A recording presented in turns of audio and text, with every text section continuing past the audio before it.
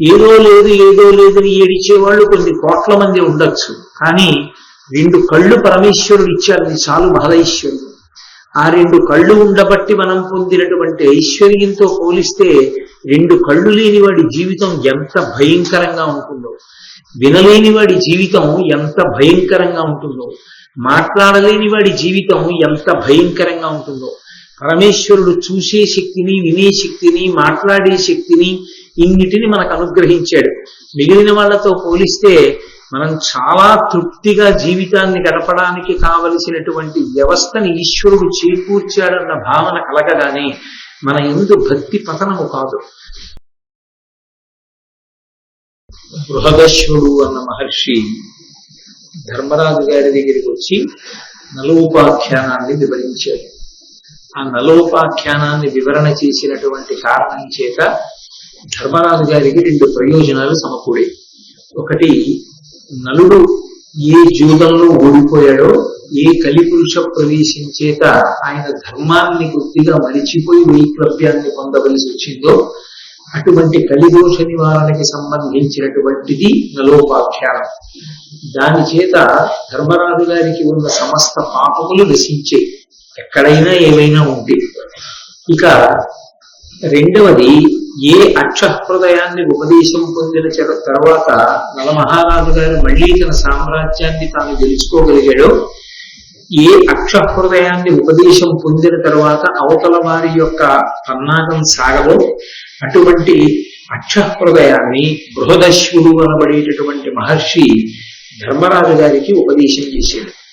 ఇప్పుడు ఆ అక్షహృదయాన్ని ధర్మరాజు గారు ఉపదేశం పొందిన కారణం చేత 12 సంవత్సరాల అరణ్యవాసాన్ని, 1 సంవత్సరం అజ్ఞాతవాసాన్ని పూర్తి చేసుకుని బయటికి వచ్చిన తరువాత మళ్లీ వాళ్ళకి రాజ్యం ఇచ్చినట్లుగా ఇచ్చి మళ్లీ జూదానికి పిలిచి మళ్లీ ఓడించడం ఇక శకునికి సాధ్యం కాదు. ఎందుకంటే ఒకసారి అక్షహృదయం చేతిలోకి వచ్చిన తర్వాత అది సాత్వికారాధన కాబట్టి అక్షహృదయం చేతిలో ఉన్న వాడితో మాయాజూదం ఆడటం కుదరదు. కాబట్టి వాళ్ళు అరణ్యవాస అజ్ఞాతవాసములు పూర్తి చేసుకున్న తర్వాత తిరిగి మాయాజూతానికి ఆహ్వానింపబడి మోసపుచ్చడానికి కావలసినటువంటి అవసరానికి సంబంధించిన ద్వారాల్ని బృహదశ్వుడు తత్మార్గం ద్వారా మూసివేశాడు. కాబట్టి ఇప్పుడు పాండవులకి యథోచితమైనటువంటి రక్షణ కలిగింది. ఇక రెండవది, భీముడు అస్తమానం మనం అరణ్యాల్లో ఉండిపోయాం, మనం కష్టాల్లో ఉన్నాం, మన యుద్ధానికి వెళ్తే బాగుంటుంది అంటూ చెప్పుకొస్తున్నాడు ధర్మరాజుతోటి. ధర్మరాజు గారి హృదయంలో కూడా అలా అటువంటి భావన ఏదైనా నిగూఢంగా ఉండిపోతే దాన్ని తొలగించడానికి బృహదశ్వుడు చెప్పినటువంటి నలోపాఖ్యానం ఎంతో ఉపకారి అయింది. మళ్ళీ వాళ్ళు మానసికంగా ఉత్సాహాన్ని పొందారు. ఎందుకు పొందారు అంటే, సాధారణంగా మనకి ఏదైనా కష్టం వచ్చిందనుకోండి, ఎంత కష్టం వచ్చిందో అని కుంగిపోతాం. మనకన్నా ఎక్కువ కష్టంలో పక్కవాడు ఉన్నాడు అనుకోండి, ఆయన అంత కష్టంలో ఉంచుకునే తట్టుకున్నాడు, ఆయన కష్టం ముందు మన కష్టం ఏ పాటి ఏనిపిస్తుంది. కాబట్టి ఎప్పుడైతే నలుడు పడినటువంటి కష్టాలు విన్నాడో ధర్మరాజు గారిలో ఒక పూలిక కలిగింది. నిజమే, ఏదో మృగాల్లా అరణ్యంలో తిరుగుతున్నాం, మా అంత కష్టాలు పడ్డవాళ్ళు ఉన్నారా అని అడిగాను బృహదశ్వుడిని. నేను నా తమ్ముళ్లతో ఉన్నాను, భార్యతో ఉన్నాను, పురోహితుడు గౌర్యుడితో ఉన్నాను, కొన్ని వేల మంది బ్రాహ్మణులతో ఉన్నాను. కానీ నలుడు పక్కన భార్య లేదు, పక్కన తమ్ముళ్ళు లేరు, ఆయన ఒక్కడే. అది కూడా భార్య కట్టుకుంటే ఆ చీరలో ఒక మొక్కని చించి తాను కట్టుకుని కష్టాలు పడ్డాడు. నలుడు పడినటువంటి కష్టాల ముందు నేను పడిన కష్టాలు ఏ పాటి అన్న భావన రాగానే ఆయనలో ఒక ఉత్సాహం వస్తుంది. ఆ ఉత్సాహమే మనిషిని సక్రమమైనటువంటి మార్గంలో మళ్ళీ నడిపిస్తుంది. ఉత్సాహమునకు వ్యతిరేక శక్తి శోకం. ఎప్పుడు శోకం ఆవరించిందో అప్పుడు ఆలోచన పొటవరించదు. శోకము రెండిటిని పాడు చేసేస్తుంది. ఒకటి ధైర్యాన్ని పాడు చేస్తుంది, 2 ఆలోచనని పాడు చేసేస్తుంది. ధైర్యము ఆలోచన 2 పోగానే మనిషి కుంగిపోవడానికి అవకాశం కలుగుతుంది. అందుకే శోకానికి విరుగుడు ఎక్కడ ఉన్నది అంటే, మనం పురాణాల్ని కావ్యాల్ని పరిశీలనం చేస్తే ఎంతమంది మహాత్ములు ఎన్ని కష్టాలు పడి జీవితంలో తట్టుకుని పైకొచ్చారో తెలుసుకున్న నాడు మనం పడుతున్న కష్టాలు ఏ పాటి కష్టాలు అని మనం ఉత్సాహంతో సంతోషంతో ఊంచుకుని ప్రయత్నం చేయడానికి ఆలోచించడానికి సావకాశం ఏర్పడుతుంది. ఆ సావకాశమే మన విజయానికి కారణమవుతుంది. అందుకే మహాభారతాన్ని వింటే అనేకమైనటువంటి ధర్మాలు తెలియడంతో పాటుగా మనం కూడా ధర్మమునందు ఊంచుకుని సంతోషంతో జీవనం చేయగలిగినటువంటి శక్తి ఇనుబడిస్తుంది. లేకపోతే అది ఒక ప్రమాదకరమైన ధోరణికి కారణమవుతుంది. ఒక కృతజ్ఞతా భావం ఒకటి అంకురించి భక్తిని పాడు చేసేస్తుంది. ఎంతసేపు ఇంకా నాకేదో లేదు ఏదో లేదు అన్నవాడు పరమేశ్వరుడికి మనస్ఫూర్తిగా కృతజ్ఞత ఆవిష్కరించలేదు. చాలా మంది కన్నా నేను చాలా ఐశ్వర్యవంతుణ్ణి, చాలా మందితో పోలిస్తే నాకు లేనిదేం లేదు అన్న భావన కలగగానే పరమేశ్వరుడు నాకింత ఐశ్వర్యం ఇచ్చాడు అని కృతజ్ఞతతో ఆయన ముందు తల వంచబుద్ధేస్తుంది. అది భక్తి నిలబడడానికి కారణమవుతుంది. లేకపోతే ఆ భక్తి నిలబడదు. ఏదో లేదని ఏడిచేవాళ్ళు కొన్ని కోట్ల మంది ఉండొచ్చు, కానీ 2 కళ్ళు పరమేశ్వరుడు ఇచ్చాడని చాలు మహదైశ్వర్యం. ఆ 2 కళ్ళు ఉండబట్టి మనం పొందినటువంటి ఐశ్వర్యంతో పోలిస్తే 2 కళ్ళు లేని వాడి జీవితం ఎంత భయంకరంగా ఉంటుందో, వినలేని వాడి జీవితం ఎంత భయంకరంగా ఉంటుందో, మాట్లాడలేని వాడి జీవితం ఎంత భయంకరంగా ఉంటుందో. పరమేశ్వరుడు చూసే శక్తిని, వినే శక్తిని, మాట్లాడే శక్తిని ఇన్నిటిని మనకు అనుగ్రహించాడు. మిగిలిన వాళ్లతో పోలిస్తే మనం చాలా తృప్తిగా జీవితాన్ని గడపడానికి కావలసినటువంటి వ్యవస్థని ఈశ్వరుడు చేకూర్చాడన్న భావన కలగగానే మన యందు భక్తి పతనము కాదు. ధర్మరాజు గారికి ఈశ్వరుడు యందు భక్తి, తాను అంత కష్టంలో లేను అనేటటువంటి భావన, ఆయన యొక్క ధృతిని, ఆయన ఉత్సాహంతో కార్యాన్ని చక్కబెట్టడానికి కావలసినటువంటి అనుగ్రహాన్ని ఇచ్చేయి. 2 శత్రుపక్షం వైపు నుంచి ఆలోచించినప్పుడు మరొక్కసారి మాయాజూతంలో ఆయన ఓడిపోకుండా ఏ ధర్మాన్ని ఆయన నమ్ముకున్నాడో ఆ ధర్మమే బృహదశ్యుడనబడేటటువంటి మహర్షి రూపంలో అనుగ్రహించింది. ఒక్కసారి ధర్మాన్ని పట్టుకుని ఉన్నవాడికి ఎప్పుడు ఏది అవసరమో పరమేశ్వరుడే ముందుగా ఆలోచించి దాన్ని సమకూరుస్తుంటాడు. మీరు ఆరణ్య పర్వాన్ని ఆ కోణంలో కూడా పరిశీలనం చేస్తూ ఉండండి. నారద మహర్షి వచ్చాడు. నారద మహర్షి వచ్చి ధర్మరాజు గారిని ఒక ప్రశ్న వేశాడు. ధర్మపుత్ర, నీ ఉదార చరిత్రకు ధర్మమతికి తృప్తతముడనైతి అడుగు మిష్టమిద్ది అనినా కృతాంజలి అయి మహీషుడిట్టులనియ భక్తి. ఆ నారద మహర్షి వచ్చి నీ ధర్మనిష్టకి, నీ ఉదారమైనటువంటి చరిత్రకి, నీ నడవడికి నేను ఎంతో సంతోషించాను. మహాత్ములు సంతోషించేది దేనికి అంటే నడవడి చూసి సంతోషిస్తారు. నడవడి అంటే ప్రవర్తన. ప్రవర్తన అంటే ఏ ధర్మాన్ని అనుష్ఠించాలో ఆ ధర్మాన్ని అనుష్ఠిస్తున్న వాడిని చూసి సంతోషిస్తారు. ధర్మం తెలిసి అనుష్ఠించకపోతే నడవడి బాగుండదు. ఏమీ తెలియకుండా నడవడితో ఉన్నా సమగ్రంగా ఉండదు. నాకేం తెలియదు కదండి, తెలిసి ఉంటే ఇంకోలా ఉండేవాడిని, తెలియదు కాబట్టి ఇలా ఉన్నానన్నా దానికి సమగ్రత ఉండదు. సమగ్రత అన్న మాటలో అర్థం ధర్మాన్ని తెలుసుకుని ఉండాలి, ఆ ధర్మాన్ని పూనికతో అనుష్ఠించగలిగి ఉండాలి. ఈ 2 ఎక్కడున్నాయో అక్కడ తన ప్రయత్నం అవసరం లేకుండా పెద్దల యొక్క ఆశీర్వచనం ఉంటుంది, భగవంతుని యొక్క అనుగ్రహం ఉంటుంది. అందుకే నారద మహర్షి అంటున్నాడు, నీ ఉదార చరిత్రకు ధర్మమతికి తృప్తతముడనైతి, నేను చాలా తృప్తి పొందాను. ఇది చాలా గంభీరమైనటువంటి మాట. ధర్మమతికి అన్న మాట ఎందుకు వాడాడంటే, ధర్మాన్ని పట్టుకుని ఉండగా అనేక కష్టాలు వస్తాయి. మొట్టమొదట పక్కనున్న వాళ్ళు చెప్పేది ఏంటంటే, మీరు కాసేపు ఆ ధర్మాన్ని వదిలేయండి, మీకున్న ఈ దరిద్రం అంతా వదిలిపోతుందంట. అప్పుడు కూడా కాదు, నేను నమ్ముకున్న ధర్మం నన్ను గట్టెక్కిస్తుంది తప్ప ధర్మాన్ని వదిలిపెడితే నేను పొందే సుఖం శాశ్వతం కాదు, అది తాత్కాలికం. నేను గోతిలో పడిపోతాను, కాబట్టి నాకు వద్దు అధర్మం, నేను ధర్మమునందు ఊంచుకుని నిలబడతాను అని ప్రతికూల పరిస్థితుల యందు ధర్మమునందు అనురక్తి కలిగి ఉన్నవాడిని ధర్మమతి అని పిలుస్తారు. అనుకూల పరిస్థితుల యందు ధర్మాన్ని పట్టుకోవడం పెద్ద విశేషం కాదు. యథార్థంగా చెప్పాలంటే అన్నీ బాగున్నాయి, ధార్మికంగా ఉన్నాడు, పెద్ద విశేషం కాదు. ప్రతికూల పరిస్థితి వచ్చింది, కష్టం వస్తోంది, ధర్మాన్ని పట్టుకోవడం వల్లే కష్టం వస్తోంది. ధర్మాన్ని పట్టుకోవడం వల్లే కష్టం వచ్చినా ఆ ధర్మం నన్ను కాపాడి తీరుతుందని పట్టుకోవడంలో ఎక్కడా కూడా విచలితుడు కాకుండా నిలబడగలగాలి. వాడు ధర్మమతి. నీ ఉదార చరిత్రకు ధర్మమతికి తృప్తతముడనైతి. నేను చాలా తృప్తి పొందానయ్యా. నేను ఏదో అర్ఘ్యపాద్యాదులు ఇస్తేను, నాకేదో పంచల్ చాపులెడితే పొంగిపోయేవాడిని కాదు. నీ ధార్మికమైన నడవడిని చూసి నేను చాలా ఆనందించాను.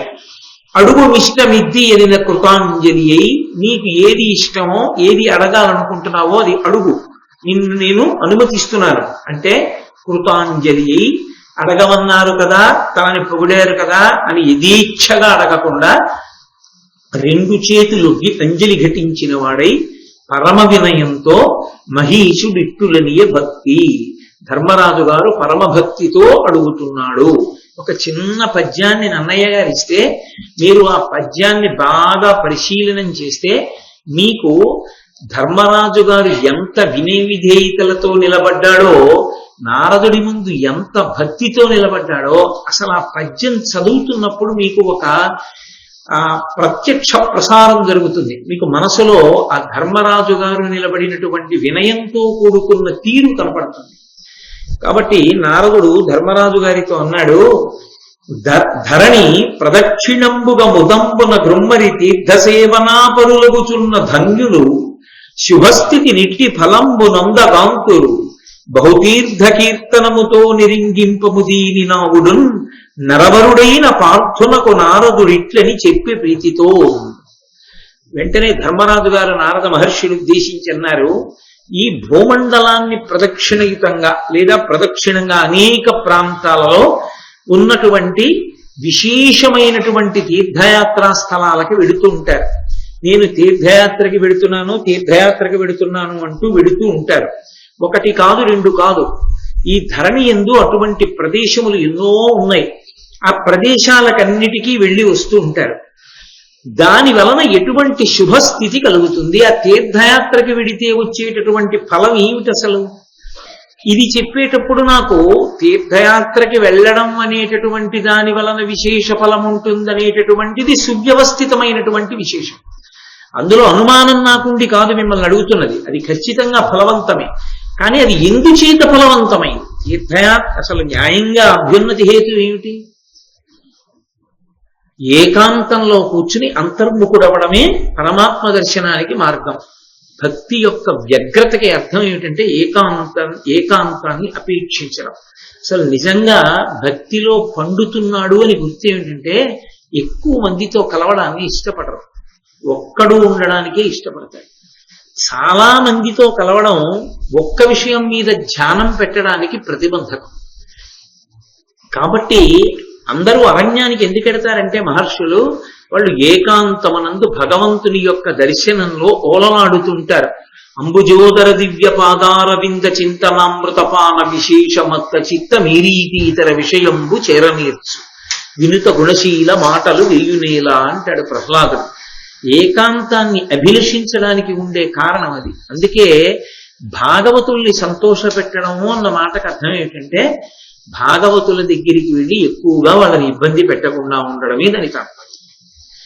ఏదైనా అవసరమైతే ఎంత తక్కువ మాటలలో వాళ్ళతో మాట్లాడచ్చో అంత తక్కువ మాటలు మాట్లాడటమే తప్ప గంటల సేపు మాట్లాడి వాళ్ళ ఏకాంతాన్ని భంగం చెయ్యకుండా ఉండడమే వాళ్ళకి ఇవ్వగలిగినటువంటి నిజమైన కృతజ్ఞత. కాబట్టి ఏకాంతంగా కూర్చుని ధ్యానం చేసి తనలోకి తాను వెళ్ళడం వల్ల ధన్యతని పొందుతాడని కదా శాస్త్రములు వచిస్తున్నాయి. అలా కాకుండా తన భార్యతో, బిడ్డలతో, స్నేహితులతో ఏదో తీర్థయాత్ర అని అనేకమైనటువంటి ప్రదేశాలకు వెళ్ళినా కూడా చాలా పుణ్యం అని చెప్తున్నారు కదా, అది అలా ఎందుచేత సంభవం అయింది? తీర్థయాత్రకు అంత విశేషం ఎక్కడి నుంచి వచ్చింది? దీనికి పూర్తి వ్యతిరేకం అది. ఒక చోట కూర్చుని తనలో తాను రమించడం ఇది, అన్ని చోట్లకి తిరుగుతూ అందరితో కలిసి ఉండడం అది. దీనికి వ్యతిరేకం అదైనా దీనికి ఎంత ఫలితం ఉందని చెప్తారో దానికి అంత ఫలితం ఉందని చెప్తారు. యథార్థములకు దీనిలో కూర్చున్న వాళ్ళ సంఖ్య కన్నా దానిలో తిరుగుతున్న వాళ్ళ సంఖ్య ఎక్కువగా కనపడుతుంది. అందుకే క్షేత్రాలకి ఎక్కువ మంది భక్తులు వస్తున్నారని బెంగ పెట్టుకోకూడదు. అది చాలా చాలా పొరపాటు ఆలోచన విధానం. అది ఒక క్షేత్రానికి చాలా మంది భక్తులు వచ్చేస్తున్నారు, ఏం చేద్దాం అన్న ఆలోచన వచ్చిందనుకోండి, దానంత వ్యతిరేక కోణం, దానంత వ్యతిరేకమైన ఆలోచన ఇంకొకటి లేదు. ఒక క్షేత్రానికి ఎక్కువ మంది భక్తులు రావలసిందే. అలా భక్తులు వస్తేనే వాళ్ళకి దేశకాలములకు అనుగుణమైన రీతిలో వాళ్ళు క్షేత్ర దర్శనానికి వచ్చి తరించడానికి కారణం అవుతోంది, భగవద్ అనుగ్రహం ఉంది. అప్పుడు వాళ్ళని ఎన్ని చోట్లకి ఎలా సర్ది ధరింప చెయ్యాలన్నది ఆలోచన చెయ్యాలి తప్ప వాళ్ళని రాకుండా మనం ఎలా చెయ్యాలన్న ఆలోచన రానియకూడదు ఎవరికి. కాబట్టి ఎందుచేత తీర్థయాత్ర అంత గొప్పదైంది, నాకు ఆ కారణం చెప్పవలసింది అని అడిగాడు ధర్మరాజు. నిజానికి మనందరి గురించి ఆ ప్రశ్న వేశాడా అనిపిస్తుంది. అంటే నారద మహర్షి అన్నారు, మీ తాత మహానుభావుడు భీష్మాచార్యుల వారు ఒకానొకప్పుడు గంగాద్వారంలో కూర్చుని నిరంతర వేదాధ్యయనం చేశాడు. ఆ వేదాధ్యయనానికి ఇంకా ఎడతెరిపి లేదు, ఏదో కొన్నాళ్ళు ఆపడం కానీ కొంతసేపు ఆపడం కానీ లేదు. ఇక నిరంతర వేదాధ్యయనం, ఎప్పుడూ వేదాన్ని అభ్యాసం చేస్తుండడమే, నేర్చుకుంటూ ఉండడమే. అలా నేర్చుకున్నాడు కొంతకాలం. ఇప్పటికీ ఉంది ఆ సంప్రదాయం. కేరళలో కావులు అంటారు, కావులని కొన్ని ప్రదేశాలు, నేను అవి చూడాలి జీవితంలో, అసలు ఆ వైభవం ఏమిటో చూడాలని ప్రత్యేకంగా కారు చేయించుకుని వెళ్ళాను కూడా ఒకప్పుడు ఆ ప్రాంతాలకి. అక్కడ కేరళలో చాలా పెద్ద పెద్ద స్థలాలు ఉంటాయి, 2-3 ఎకరాలు లేదా కనీసం 2 ఎకరాలలో ఒక్క ఇల్లు ఉంటుంది. యజమాని కొంత వాళ్ళు తినడానికి వరి, కొన్ని కాయగూరలు, కొన్ని పాదులు ఇవన్నీ పెట్టేసి ఒక ఏడాది పాటు సెలవు పెట్టడమో ఏదో చేసేసి ఇక ఆయన బయటికి రాడు ఇల్లు విడిచిపెట్టి. గురువు గారిని ఎంతో గౌరవ మర్యాదలతో ఇంటికి తీసుకొస్తారు. గురువు గురుపత్ని కూడా వచ్చేస్తారు. వచ్చేస్తే వాళ్ళ పని ఏమిటంటే ప్రొద్దుటి నుంచి ఇక రాత్రి పడుకునే వరకు వేదాధ్యయనం, అగ్నిహోత్రం ఇవన్నీ చేసుకుంటారు. భార్య ఆ ఇంటి ప్రాంగణంలో దొరికిన పదార్థాలే పచనం చేసి పెడుతుంటారు. అవి తింటూనే వాళ్ళ కార్యక్రమం చేసుకుంటుంటారు. మధ్యలో ఉంటుందో ఇల్లు, అసలు అది అందుబాటులో ఉండదు, లోపలికి వెళ్ళడానికి ఉండదు. వాళ్ళు అంత కష్టపడి చేస్తారు వేదాధ్యయనం. అలా వేదాధ్యయనాన్ని నిరంతరం చేశాడయా మీ తాతగారు కానొకప్పుడు గంగాద్వారం దగ్గర. అలా వేదాధ్యయనం చేస్తూ తండ్రికి ప్రీతి కల్పించేటటువంటి సత్క్రియలు ఏముంటాయో ఎంచుకున్నాడు. ఎంచుకుని ఆ సత్క్రియలను అదే పనిగా చేస్తూ వెళ్ళాడు. అంటే అది కృతజ్ఞత అన్న మాటకు అర్థం. నాన్నగారి ఫోటో ఇంట్లో ఉండదు కొందరి ఇళ్లలో, అమ్మ ఫోటో ఇంట్లో ఉండదు, తాత ఫోటో అసలు అవకాశమే ఉండదు. ఇక నాయనమ్మ సంగతి అవి చెప్పే అవసరం ఏముంటుంది. కాబట్టి ఇంట్లో 5,000 నుంచి 10,000 రూపాయల వరకు కలంలో ఉన్న సిరా కాగితం మీద ఒలికిపోతే పొట్లం కట్టి విప్పితే అర్థం లేనటువంటి ఒక ముద్ర ఎలా పడుతుందో అలా అర్థం లేనటువంటి కొన్ని చిట్టరువులు తగిలించి ఉంటాయి. వాటికి అర్థం ఆయనకి తెలియదు, వెళ్ళి చదివినా మనకి తెలియదు. దాని వెల చూసి ఓహో పెట్టుకున్నాడు ఎందుకో అనుకోవాలి. అది ఆయనదో అయోమయం, ఆ చిత్తరు ఓ అయోమయం తప్ప అసలు తనకి జన్మనిచ్చినటువంటి తండ్రి ఫోటో ఎక్కడా ఉండదు, తనకి జన్మనిచ్చిన తల్లి ఫోటో ఎక్కడా ఉండదు. ఆ తండ్రిని స్మరించి ఒక్కసారి ఆయనకి నమస్కారం చేయడం ఎప్పుడూ ఉండదు. ఏటి సూతకం ఒక్క ఏడాది పట్టరా నీ తండ్రి కోసం తల్లి కోసం అంటే అలోమని ఏడుస్తారు. ఇక ఏటి సూతకం అయిపోయిన తర్వాత కూడా ఉన్నారు మహానుభావులు, నేను అంటలేదు, అందరినీ ఒక దాట కట్టి నేను మాట్లాడడం ఎప్పుడూ సంభవం కాదు. చాలా మంచి వాళ్ళు, తల్లిదండ్రుల్ని అపార భక్తితో సేవించిన వాళ్ళు, నాకే ఎరుకలో ఉండి తండ్రి ప్రాణం పోతోందని తెలిసినా కూడా ఆయన కోరుకుంటే కాశీ తీసుకెళ్లిన వాళ్ళు, తండ్రి తల్లిదండ్రుల కోసం గోదానం చేసిన వాళ్ళు, గోశాలలకి విరాళాలు ఇచ్చిన వాళ్ళు ఎందరో ఉన్నారు. నా వ్యాఖ్య అటువంటి మహాత్ములకు, అటువంటి మంచి వాళ్ళకి ఉద్దేశించి చెప్తున్నది కాదు. నేను అటువంటి కృతజ్ఞుణ్ణి కాదు. నేను చెప్తున్నది సాధారణ జీవితంలో వచ్చిన ప్రక్రియ గురించి మాత్రమే నేను మాట్లాడుతున్నాను.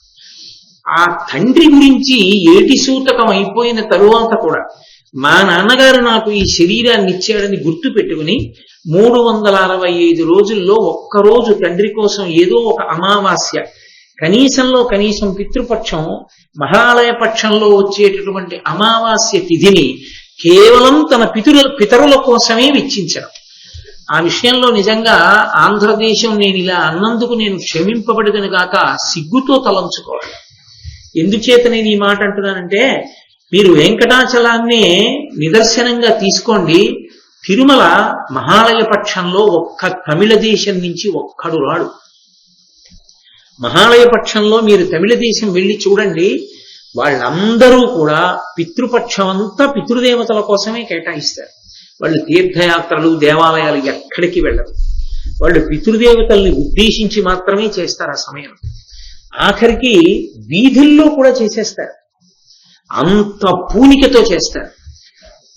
మనం ఎంతసేపు తీర్థయాత్ర దేవుడు మన కోసం తప్ప అసలు మన తల్లి కోసం మన తండ్రి కోసం మనమేం చేస్తాం, మహాలయ పక్షంలో మనం ఎంతవరకు దాన్ని వినియోగం చేసుకుంటున్నాం అన్నది యథార్థంగా అలవాటులో బాగా తగ్గిపోతోంది. మహాభారతం చదివినప్పుడు కేవలం దాన్ని అలా చదివి విడిచిపెట్టడం కాదు, తండ్రికి ప్రీతి కలిగించేటటువంటి సత్కర్మలను ఎన్నో చేస్తున్నాడు భీష్ముడు. గంగా తీరంలో కూర్చుని, ఆ గంగా ద్వారమునందు హరిద్వారం కూర్చుని చేస్తున్నాడు.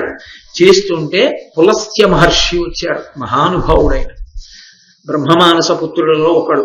అటువంటి పులస్త్య బ్రహ్మ బయలుదేరి వస్తే భీష్మాచార్యుల వారు ఆయనని పూజించారు. పెద్దలు వచ్చినప్పుడు పూజించుట అన్న మాట మహాభారతాది గ్రంథములను చూసి నేర్చుకోవాలి. కూర్చోండి అంటాం, అక్కడే మనము కూర్చుంటాం. మనం కూర్చున్న చోటే వచ్చిన మహాత్ముడు కూడా కూర్చున్నాడు అనుకోండి, ఏమిటి తేడా? ఆయనకి నువ్వు ఇచ్చిన ఆసనంలో ఏమిటి గౌరవం వ్యక్తమైంది? కాబట్టి ఆయనని గౌరవించుట అన్న మాటకు అర్థం ఏమిటి? పెద్దలు మన ఇంటికి వస్తున్నారు అంటే ఓ దర్భాసనం సిద్ధం చేసుకోవడం, ఓ దర్భాసనం వేసి అయ్యా కూర్చోండి అని చెప్పడం. కనీసంలో కనీసం ఆ మర్యాద మనకి చేతకానప్పుడు మహాత్ముడైన వాడు ఇంటికి వస్తే మాత్రం వాడి అనుగ్రహం మన యందు దేనికి ప్రసరిస్తుంది? ఆయనేం కోరుకుని వచ్చేవాడు కాడు, నీ గౌరవాన్ని చూసి పొంగిపోయేవాడు, నీ శాస్త్ర నిబద్ధతని చూసి పొంగిపోతాడు. బట్టి భీష్మాచార్యుల వారు వచ్చిన పులస్త్య బ్రహ్మకి దర్భాసనం వేశారు. దర్భాసనం వేశారు అని వినమని చదువుకోమని కాదు, అవే జాగ్రత్తగా చదవాలి. ఇప్పుడు మహాభారతాది గ్రంథములు చదివినప్పుడు భీష్మాచార్యుల వారు పెద్దలు వస్తే ఏం చేశారన్న దానికే ఎక్కువ ప్రాధాన్యతనివ్వాలి. ఎందుకని అంటే మనం కూడా జీవితంలో అదే అనుష్ఠించవలసిన అవసరం ఉంటుంది. కాబట్టి ఒక దర్భాసనం వేసి వెంటనే ఆయనకి అర్ఘ్యం ఇచ్చాడు. అంటే చేతులలో నీరు పోసి, అయ్యా చేతులు కడుక్కోండి, కాసిన మంచినీళ్లు పుచ్చుకుంటారా అని అర్ఘ్యం ఇచ్చాడు. ఆయన తాగారా తాగలేదా వేరు, నువ్వు ఇచ్చావా అన్నది అవసరం. అర్ఘ్యం ఇచ్చి పాద్యం ఇచ్చాడు. పాద్యం అంటే కాళ్ళు కడుక్కోండి, కాళ్ళు కడుక్కోవడానికి నీళ్ళు ఇచ్చి, ఆయన కడుక్కుంటారని కాదు, తాను కడగాలి, తాను కాళ్ళు కడిగాడు అని. ఆ కాళ్లను తన శిరస్సు పైన ఉంచుకున్నాడు. అది మర్యాద. ఆయన పాదముల మీద తన శిరస్సు పెట్టలేదు, ఆయన పాదముల వద్ద తన శిరస్సు ఉంచాడు. భీష్ముడు ఏం చేస్తున్నాడో పులస్త్య బ్రహ్మ గ్రహించాడు. గ్రహించి ఆయన యందు కలిగినటువంటి ప్రీతి చేత తన రెండు పాదములను ఎత్తి భీష్మాచార్యుల వారి తల మీద ఉంచాడు. అది మహోత్కృష్టమైనటువంటి ఆశీర్వచనం. ఒక గురువు ఒక శిష్యుడికి ఇచ్చేటటువంటి ఆశీర్వచనంలో మహోత్కృష్టమైన ఆశీర్వచనం ఏది అంటే, గురువు గారు తన రెండు పాదములు ఎత్తి శిష్యుని యొక్క తల మీద ఉంచుతారు. నేను తరచుగా మీతో అంటూ ఉంటాను, కంచి కామకోటి పీఠాధిపత్యం వహించినటువంటి మహాపురుషులు అపరశంకరాచార్యుల వారు ఈ భూమి మీద నడయాడిన వేరొక పరమేశ్వర స్వరూపం అది. కంచి కామకోటి పీఠాధిపత్యం వహించిన శ్రీ శ్రీ శ్రీ చంద్రశేఖరేంద్ర సరస్వతి మహాస్వామి వారి దగ్గరికి ఒకనకొకప్పుడు ఒక వ్యక్తి వచ్చి దక్షిణామూర్తి స్తోత్రానికి వ్యాఖ్యానం చేశాను అని పుస్తకం అక్కడ పెట్టారు.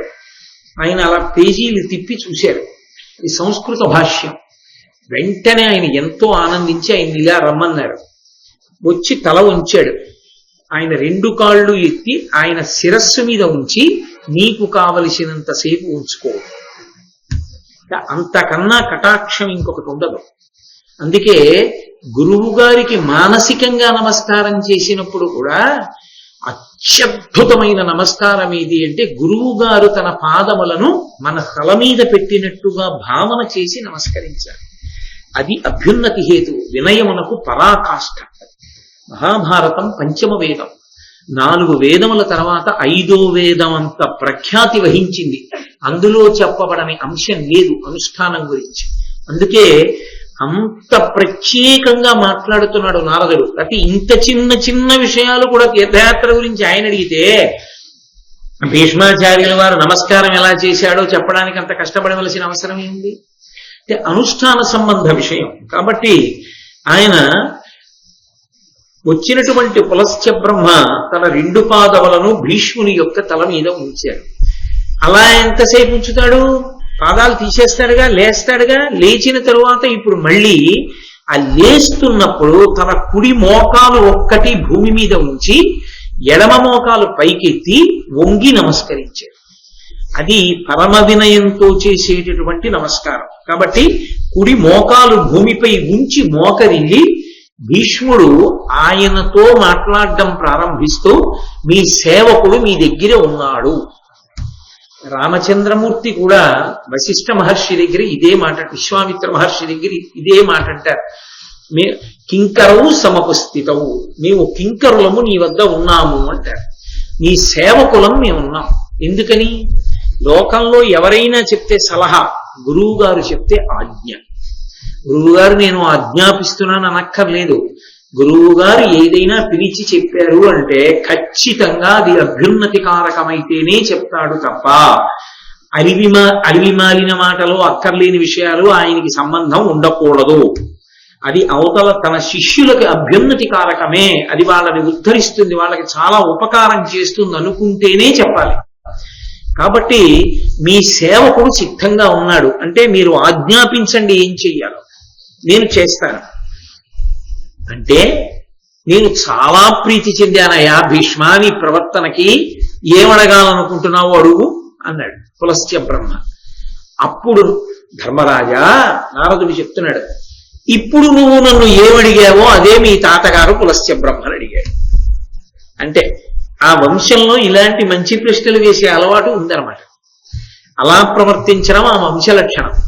కాబట్టి ఆ రోజు భీష్మాచార్యుల వారు కూడా ఇదే ప్రశ్న పులస్త్య బ్రహ్మను అడిగారు. అడిగితే ఆయన కూడా జవాబు చెప్పాడు. అదే నేను నీకు కూడా చెప్తున్నాను ధర్మరాజా. కడగి బుద్ధీంద్రియ కర్మేంద్రియంబులయందు సంయత చిత్తులైన వారు, ధృతి నహంకార ప్రతిగ్రహాపేక్షలయందు నివృత్తాత్ములైన వారు, అల్పభోజనులు, అనారంభకులనయ్యు అత్యంత సంతోషులైన వారు, సత్యవ్రతులు, శుభాచారులు, అక్రోధనులగుచు ధర్మాన్వితులైన వారు, అఖిల తీర్థ శతములాడిన ఫలములు, అఖిల యజ్ఞ విధులనైన ఫలము బడయుదురు. విహీన భాగ్య దుష్కృతులకు పరమ తీర్థ సేవ బడయనగునే. ఓ భీష్మ, ధర్మరాజు గారితో చెప్తుంటే నారదుడు, ధర్మరాజా, కడగి బుద్ధీంద్రియ కర్మేంద్రియముల యందు సంయత చిత్తులైన వారు, కర్మేంద్రియములను జ్ఞానేంద్రియములను బుద్ధిని తమ ఇష్టం వచ్చినట్టుగా పరిగెత్తడానికి వీలు లేకుండా సంకెళ్ళు వేసి పట్టుకుని తమ అదుపులో ఉంచుకున్నటువంటి వారు, ధృతి నహంకార ప్రతిగ్రహాపేక్షలయందు నివృత్తాత్ములైన వారు, పరమ పట్టుదలతో అహంకారమును పోగొట్టుకుని ఎవరి దగ్గర ఎప్పుడు ఏం పుచ్చుకుందామా అనేటటువంటి కోర్కెని పూర్తిగా జయించిన వారై, నాకిది కావాలన్న కోర్కె లేకుండా నాకు పరమేశ్వరుడు ఏమివ్వలేదు అన్న భావన చేత పుచ్చుకోని వారై, అల్పభోజనులు, చాలా తక్కువ ఆహారం తీసుకునే వాళ్ళై, అంటే నాలుకకు లొంగి తినేవాళ్ళు కాకుండా శరీరానికి శక్తి కోసం మాత్రమే తినేటటువంటి వారై, అనారంభకులయ్యు, ఏదో కనబడిన ప్రతి పని మొదలెట్టేయాలనేటటువంటి ఉత్సాహం లేని వాళ్ళై, అత్యంత సంతోషులైన వారు, విహిత కర్మాచరణాన్ని చేస్తూ ఎప్పుడూ సంతోషంగా ఉండేటటువంటి మనస్సుతో ఉన్నవాళ్ళు, సత్యవ్రతులు, అబద్ధం ఆడకుండా సత్యాన్ని మాట్లాడేవారు. సత్యము అంటే ఈశ్వరుణ్ణి పొందడానికి ఏవి అనుకూలమో అటువంటి వ్రత విధానములు నిరింగి అనుష్ఠించేటటువంటి వారు, శుభాచారులు, మంచి ఆచారము కలిగినటువంటి వారు, అంటే మంచి నడవడి కలిగిన వారు, అక్రోధనులు, దీర్ఘతరమైనటువంటి కోపాన్ని విడిచిపెట్టినటువంటి వాళ్ళు, ధర్మాన్వితులైన వారు, ఎప్పుడూ ధర్మమునందు పూనిక కలిగి అనుష్ఠించేవాళ్ళు, అఖిల తీర్థశతములాడిన ఫలములు, అఖిల యజ్ఞ విధులనైన ఫలములు పడయుదురు. వాళ్ళు ఎక్కడికి వెళ్ళక్కర్లేదు, ఏమీ చెయ్యక్కర్లేదు. ఈ లక్షణాలుంటే అటువంటి లక్షణాలు ఉన్నటువంటి వాళ్ళు అనేకమైనటువంటి తీర్థములయందు స్నానమాడినటువంటి ఫలితము వారిని ఆవహించి ఉంటుంది. కాదు కొన్ని వేల యజ్ఞములు చేసినటువంటి ఫలితము వారిని ఆవహించి ఉంటుంది. అందుకే పరమ భాగవతోత్తములైన వారి పద రజస్సు తలను దాల్చని వారి వారి వారి వారి వారి తొలతి కట్టి రెండు దూతలారా అన్నాడు అజామిళోపాఖ్యానంలో యమధర్మరాజు గారు.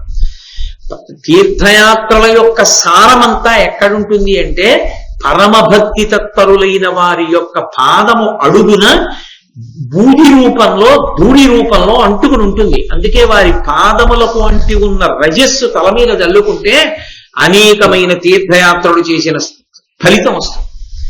కాబట్టి అటువంటి మహాత్ములైన వారు ఉన్నారే, వాళ్ళు ఎక్కడికి వెళ్ళక్కర్లేదు.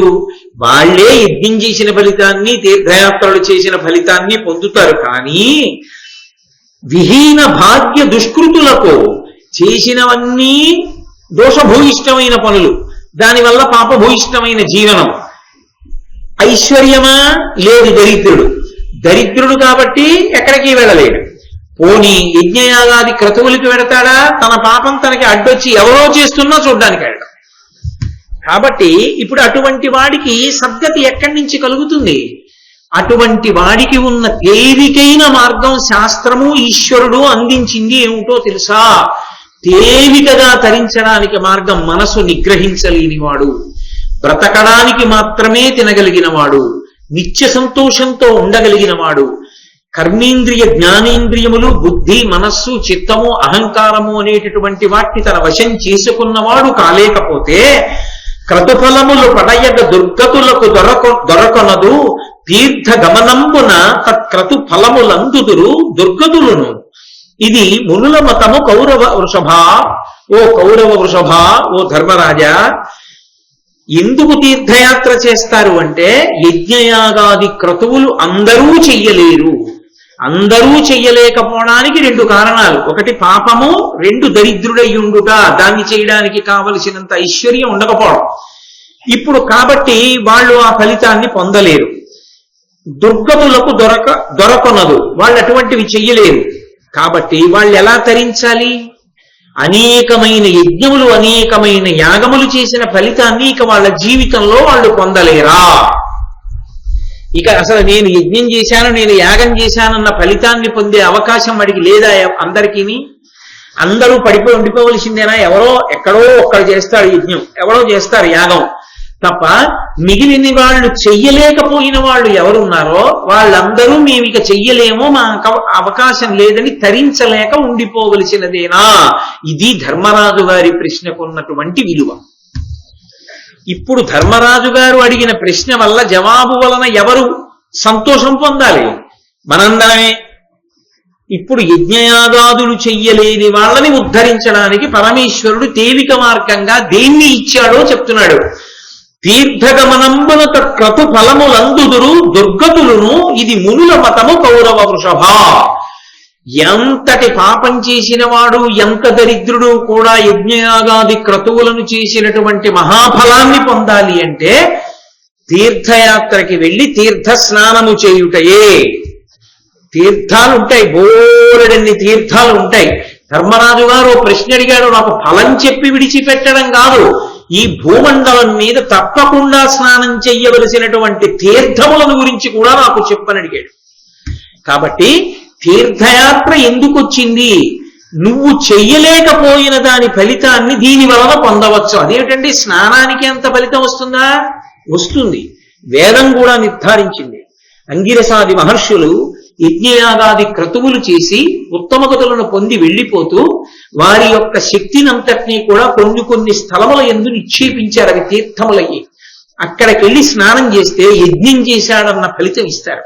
తీర్థయాత్ర నిజానికి కేవలం దేవాలయ దర్శనం కోసం కాదు. వెంకటాచలం వెడితే మీరు ఎన్ని మాటలు వెంకటేశ్వర స్వామిని చూశారు అన్నదానికన్నా ఒక్క మాట వెంకటేశ్వర దర్శనం చేసి మీరు ఎన్ని తీర్థాలలో స్నానం చేశారన్న దాని వల్లే వెంకటేశ్వర స్వామి ఎక్కువ ప్రీతి చెందుతారు. మహాభారతమే దానికి సాక్ష్యం. కాబట్టి అలా తీర్థయాత్రకి వెళ్లి తీర్థముల యందు స్నానము చేసిన వారు యజ్ఞయాగాది క్రతువులను చేసినటువంటి ఫలితాన్ని పొందుతారు అని నువ్వు అడిగావు కదూ. ఈ భూమండలంలో ప్రధానమైనటువంటి తీర్థములు ఏమున్నాయి, ఎక్కడున్నాయి అని అడిగావు కదూ. అన్నీ కాకపోయినా కొన్నిటిని, ప్రధానమైన వాటిని నీతో ముచ్చటిస్తున్నాను విను ధర్మరాజా. పుష్కరము అనబడేటటువంటిది తండులికాశ్రమంలో అగస్త్యవటంలోనూ ఈ రెండిటిలోనూ స్నానం చెయ్యడం. కణ్వాశ్రమము, ధర్మారణ్యము, యయాతిపతనము అనేటటువంటి క్షేత్రములను దర్శనం చేయడం, నర్మదా స్నానం చేయడం, చర్మండ్వతి అనబడేటటువంటి తీర్థమునందు స్నానం చేయడం, ఇవి సర్వోత్కృష్టములైనటువంటి విశేషములు. ఇందులో ఎప్పుడైనా తీర్థయాత్రకి వెడితే గమనించవలసినటువంటి విషయాలు కొన్ని ఉంటాయి ధర్మరాజా. తీర్థము అని ఏది ఉన్నదో దాని యందు స్నానము తప్పకుండా చెయ్యడానికే యాత్ర చెయ్యాలి. తీర్థయాత్ర దేనికి అంటే కేవలం ఏదో ఒక దేవాలయాన్ని దర్శనం చేసి అందులో ఉన్న స్వామి దర్శనం చేసుకుని తిరిగి రావడానికి కాదు.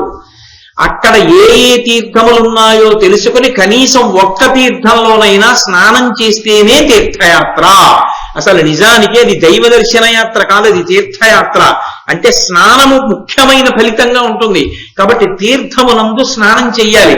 తీర్థమునందు స్నానం చేయడం ఎంత ప్రధానమైన అవసరమో ఒక ఆశ్రమమును దర్శించడం కూడా అంత గొప్ప విశేషము సుమా. ఆశ్రమం అంటే మహాపురుషులైన వారు, తాపసులు, భాగవతోత్తములైనటువంటి వారు అక్కడ వసించి ఉంటారు, అక్కడ నివసించి ఉంటారు, లేదా ఒకానొకప్పుడు అక్కడ నివసించి ఉండి ఉన్నటువంటి ప్రదేశం అయి ఉంటుంది. అటువంటి ప్రదేశానికి తప్పకుండా వెళ్ళి తొక్కాలి. తొక్కి అటువంటి మహాత్ములు ఉన్న ప్రదేశంలో మనం కొంతసేపు కూర్చుంటే, ఉదాహరణకి మనం వెంకటాచల క్షేత్రానికి వెళ్ళామనుకోండి, వెంకటాచల క్షేత్రంలో అగస్త్య మహర్షి యొక్క ఆశ్రమం ఉన్నటువంటి ప్రదేశం ఉంది. అక్కడే కళ్యాణ శ్రీనివాసం అని మొన్న బ్రహ్మోత్సవాలు అయ్యాయి. ఆ కళ్యాణ శ్రీనివాసానికి వెళ్ళేటటువంటి త్రోవలోనే ఒక గొప్ప శివాలయం ఉంది. ఆ శివాలయంలోనే అగస్త్య మహర్షి ప్రతిరోజు కూర్చుని అభిషేకం చేసేవారు. అదంతా అగస్త్యాశ్రమం. ఆ ఆశ్రమంలోనే ఒక మూల శ్రీనివాసుడు ఉన్నాడు. ఆయన ఉన్న ప్రదేశమే కళ్యాణ శ్రీనివాసం. అసలు వెంకటాచలం వెడితే తప్పకుండా వెళ్ళవలసిన దేవాలయాలు ఏవి, తొక్కవలసినవేవి అంటే అగస్త్యాశ్రమానికి వెళ్ళి అక్కడ ఉన్న శివాలయాన్ని, అక్కడ ఉన్న కళ్యాణ శ్రీనివాసాన్ని చూడాలి. గత జన్మంబులనేమి చేసితిమో, యాగశ్రేణులేమేమి చేసితిమో, ఎవ్వరికేమి పెట్టితిమో, ఏ సిద్ధాశ్రమమునం త్రొక్కితిమో అంటుంది యశోద భాగవతంలో. కాబట్టి తప్పకుండా ఆశ్రమ ప్రాంగణాన్ని తొక్కాలి. ఆశ్రమ ప్రాంగణంలోకి వెళ్ళినప్పుడు ఆహార నియమాన్ని పాటించాలి. అత్యంత మితమైన ఆహారము, సాత్వికమైన ఆహారము, దైవమునకు అర్పింపబడిన ఆహారము తీసుకోవాలి. అంటే గుటుక్కున మనం నోట్లో వేసుకోవడం కాకుండా కనీసంలో కనీసం దాన్ని తినే ముందు ఒక్కసారి మనసులో ఎవరు నీకు ఇష్టదైవమో వారికి మనసా సమర్పణం చేసి తినాలి. అంటే ఎదురుగుండా నైవేద్యం పెట్టడానికి అవకాశం లేకపోవచ్చు. ఉమామహేశ్వర పరబ్రహ్మార్పణమస్తు అనుకుని తిను.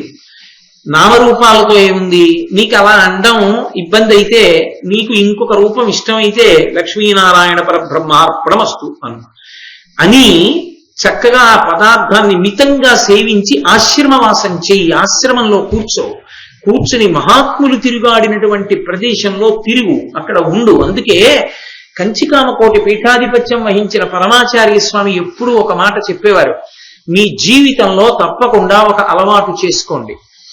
మీరు ఎలా మీ పుట్టింటికి వెడతారో, మీ అత్తవారింటికి వెడతారో, అలా సంవత్సరంలో కనీసం 1-2 రోజుల పాటు మీకు అత్యంత ప్రీతిపాత్రమైనటువంటి గురువు గారు ఎక్కడున్నారో అటువంటి ఆశ్రమానికి మీరు కూడా వెళ్ళి ఉండడం, ఆ ఆశ్రమంలో మీరు గడపడం నేర్చుకోండి. కామకోటి మఠం, కామకోటి పీఠం జగద్గురువుల యొక్క నిలయం కదా.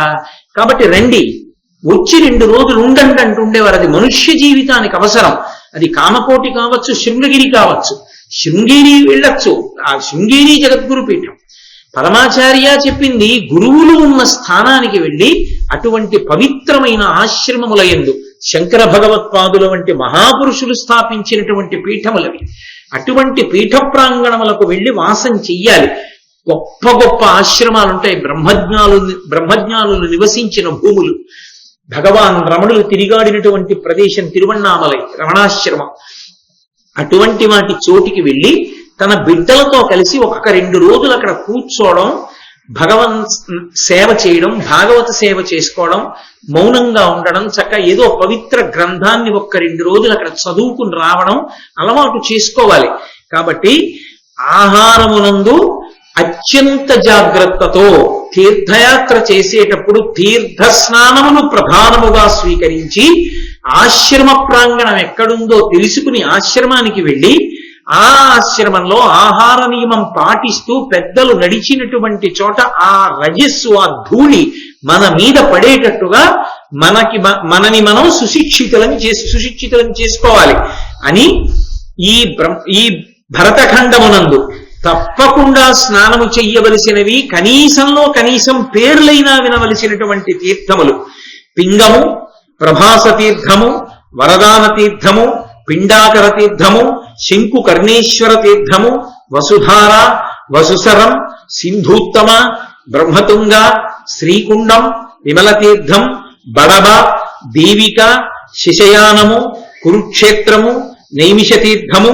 పుష్కరత్రయము, రామహ్రదము, పారిప్లవ, సర్వతీర్థము, వరాహతీర్థము, అశ్వినీ తీర్థము, కృతశౌచ తీర్థము, సోమతీర్థము, యక్షిణీ తీర్థము. ఈ తీర్థములలో తప్పకుండా స్నానం చెయ్యాలి. ఎందుకో తెలుసా? ఈ తీర్థాలకన్నిటికీ కూడా ఒక ప్రత్యేకత ఉంది. ఇక్కడికి వెళ్ళి స్నానం చేసినట్లయితే అసలు కలియుగంలో సంకల్పం చెయ్యడానికి వీలు లేనటువంటి కొన్ని యజ్ఞములు కూడా చేసినట్టు ఫలితంలో వేస్తారు. అశ్వమేధయాగం కలియుగంలో లేదు. అనాథ ప్రేత సంస్కారమే అశ్వమేధయాగం. అటువంటి గొప్ప గొప్ప యాగాలు, పౌండరీకము, వాజపేయము, అశ్వమేధము, అగ్నిష్టోమము మొదలైనటువంటి గొప్ప గొప్ప యాగములను చేసినటువంటి ఫలితం ఒకటి కాదు, 10, 20, 100 అటువంటి యాగాలు చేశాడన్న ఫలితం కేవలము ఈ తీర్థముల యందు గురుకులిడిన కారణం చేత, స్నానం చేసిన కారణం చేత ఇస్తారు. కాబట్టి అంత శక్తివంతములు ఇవన్నీ కూడా భగవంతుని యొక్క అనుగ్రహం చేత, దేవతల యొక్క పరమ భాగవతోత్తముల యొక్క స్పర్శ చేత ఏర్పడినటువంటి తీర్థములు. అలాగే శమంతక పంచకాలు అని 5 తీర్థములు కలిసి ఉన్నాయి. అవి తప్పకుండా స్నానం చెయ్యాలి. అవి పరశురాముడు 21 మార్లు భూమండలమంతా తిరిగి క్షత్రియులందరినీ చంపేసి వాళ్ళ నెత్తురంతటినీ తీసుకొచ్చి 5 పెద్ద పెద్ద తటాకముల కింద ఏర్పాటు చేశాడు. ఆ నెత్తుటిలోంచి తన పితృదేవతలకి తర్పణం చేశాడు. వీరుండు క్షత్రియుల తన దారుణ పరశువున జామదగ్నుడు రౌద్రాకారుడు వధించి తది యారుణమున ఏను మడుగులు ఆపాదించన్. ఆ రక్తంతో 5 మడుగులు తయారు చేశాడు. ఆయన ప్రతిజ్ఞటువంటిది, క్షత్రియ వధ చేస్తాను, భూమండలం అంతా తిరిగి వాళ్ళు అహంకారులయ్యారు, జమదగ్ని పట్ల అపచారం చేశారు తండ్రి పట్ల అని ఆయన పితృతర్పణం చేస్తే పితృదేవతలు కనపడి ఎంత అసాధ్యమైన పని చేశావురా అని ఆయన చేసిన పనికి ఆయన ప్రతిజ్ఞాపాలనమునకు పితృదేవతలు సంతోషించారు. ఏదైనా వరం కోరుకోమని అడిగారు. ఆయన అన్నాడు, క్షత్రమదనైన పాపంబు గ్రగవలయు గడగి సద్గతియును నాకు బడయవలయు ఇవి పుణ్యతీర్థంబులయ్యి ధరిత్రి బరగుచుండంగవలయు మీ కరుణ చేసి. నేను ఇన్ని వేల మంది క్షత్రియుల్ని సంహరించాను, ఆ పాపం పోవాలి, పోయి నాకు సద్గతులు కలగాలి. అంతేకాదు ఇవి రక్తంతో ఉన్నవి 5 కూడా గొప్ప తీర్థములుగా మారిపోవాలి. అంటే సుజలములతో అవి తీర్థములుగా మారిపోయి ఆ తీర్థముల యందు స్నానం చేసిన వాళ్ళు ఎవరున్నారో వాళ్ళందరికీ కూడా దేవతల యొక్క పరిపూర్ణమైనటువంటి అనుగ్రహం కలగాలి అని పరశురాముడు పితృదేవతల యొక్క వరాన్ని పొందినటువంటి తీర్థములు ఆ శమంతక పంచకాలు. కాబట్టి ఆ శమంతక పంచకముల యందు స్నానం చెయ్యాలి. ఓ ధర్మరాజా, శ్రీతీర్థం, కపిలతీర్థం, గోభవనం, ఇక్షేంద్ర తీర్థం, సరస్వతీ నది, బ్రహ్మావర్తం, బ్రహ్మావర్తం, శరవణం, అంబాజన్మం, పుండరీకం, పావనం, శ్రీకుంజం, బ్రహ్మతీర్థం, సప్త సారస్వతాలు, కపాలమోచనం, విశ్వామిత్రం, కార్తికేయం, పృథూకం, కురుతీర్థం, స్వస్తిపురం, గంగమడువు, బదరీవనం, ఏకరాత్రం, దధీచితీర్థం, సన్నిహిత, శాకంభరి, సువర్ణం, గంగాద్వారం, సప్తగంగా సంగమం, త్రిగంగా సంగమం, శక్రావర్తం, కనస్వలం, బ్రహ్మతీర్థం. ఈ తీర్థములన్నీ కూడా ఎంత శక్తివంతములంటే వీని ఎందు స్నానం చేసిన వాడికి కేవలము యజ్ఞయాగాది క్రతువులు చేసిన ఫలములే కాకుండా కొన్ని వేల కపిల గోవుల్ని దానం చేసినటువంటి ఫలితము కూడా ఏర్పడుతుంది. ఇవి ఒక్కొక్కతో అంబా అని పేరు వచ్చినటువంటి అంబాజన్మం అని వచ్చినది సాక్షాత్ పార్వతీదేవి స్నానం చేసి పరమప్రీతి పాత్రమైనటువంటి తీర్థం. అటువంటి తీర్థములలో స్నానం చేసిన కారణం చేత ఆ దేవతల అనుగ్రహాన్ని పొంది శరీరం పతనమైన తరువాత ఉన్నత లోకాల్ని పొందుతాడు. అంతటి శక్తిని ఇవ్వగలిగినటువంటి తీర్థములు. అలాగే గయా అనబడేటటువంటి క్షేత్రం ఒకటి ఉన్నది. పలువురు కొడుకుల బడయంగవలయు అందొక్కరుండైనను ఓపి గయకు అరుగునో అనియును, అశ్వమేధం గొప్ప చెయ్యునో అనియును, శ్వేతమైన ఆబోతు విడుచునో అనియును పొరుదురు.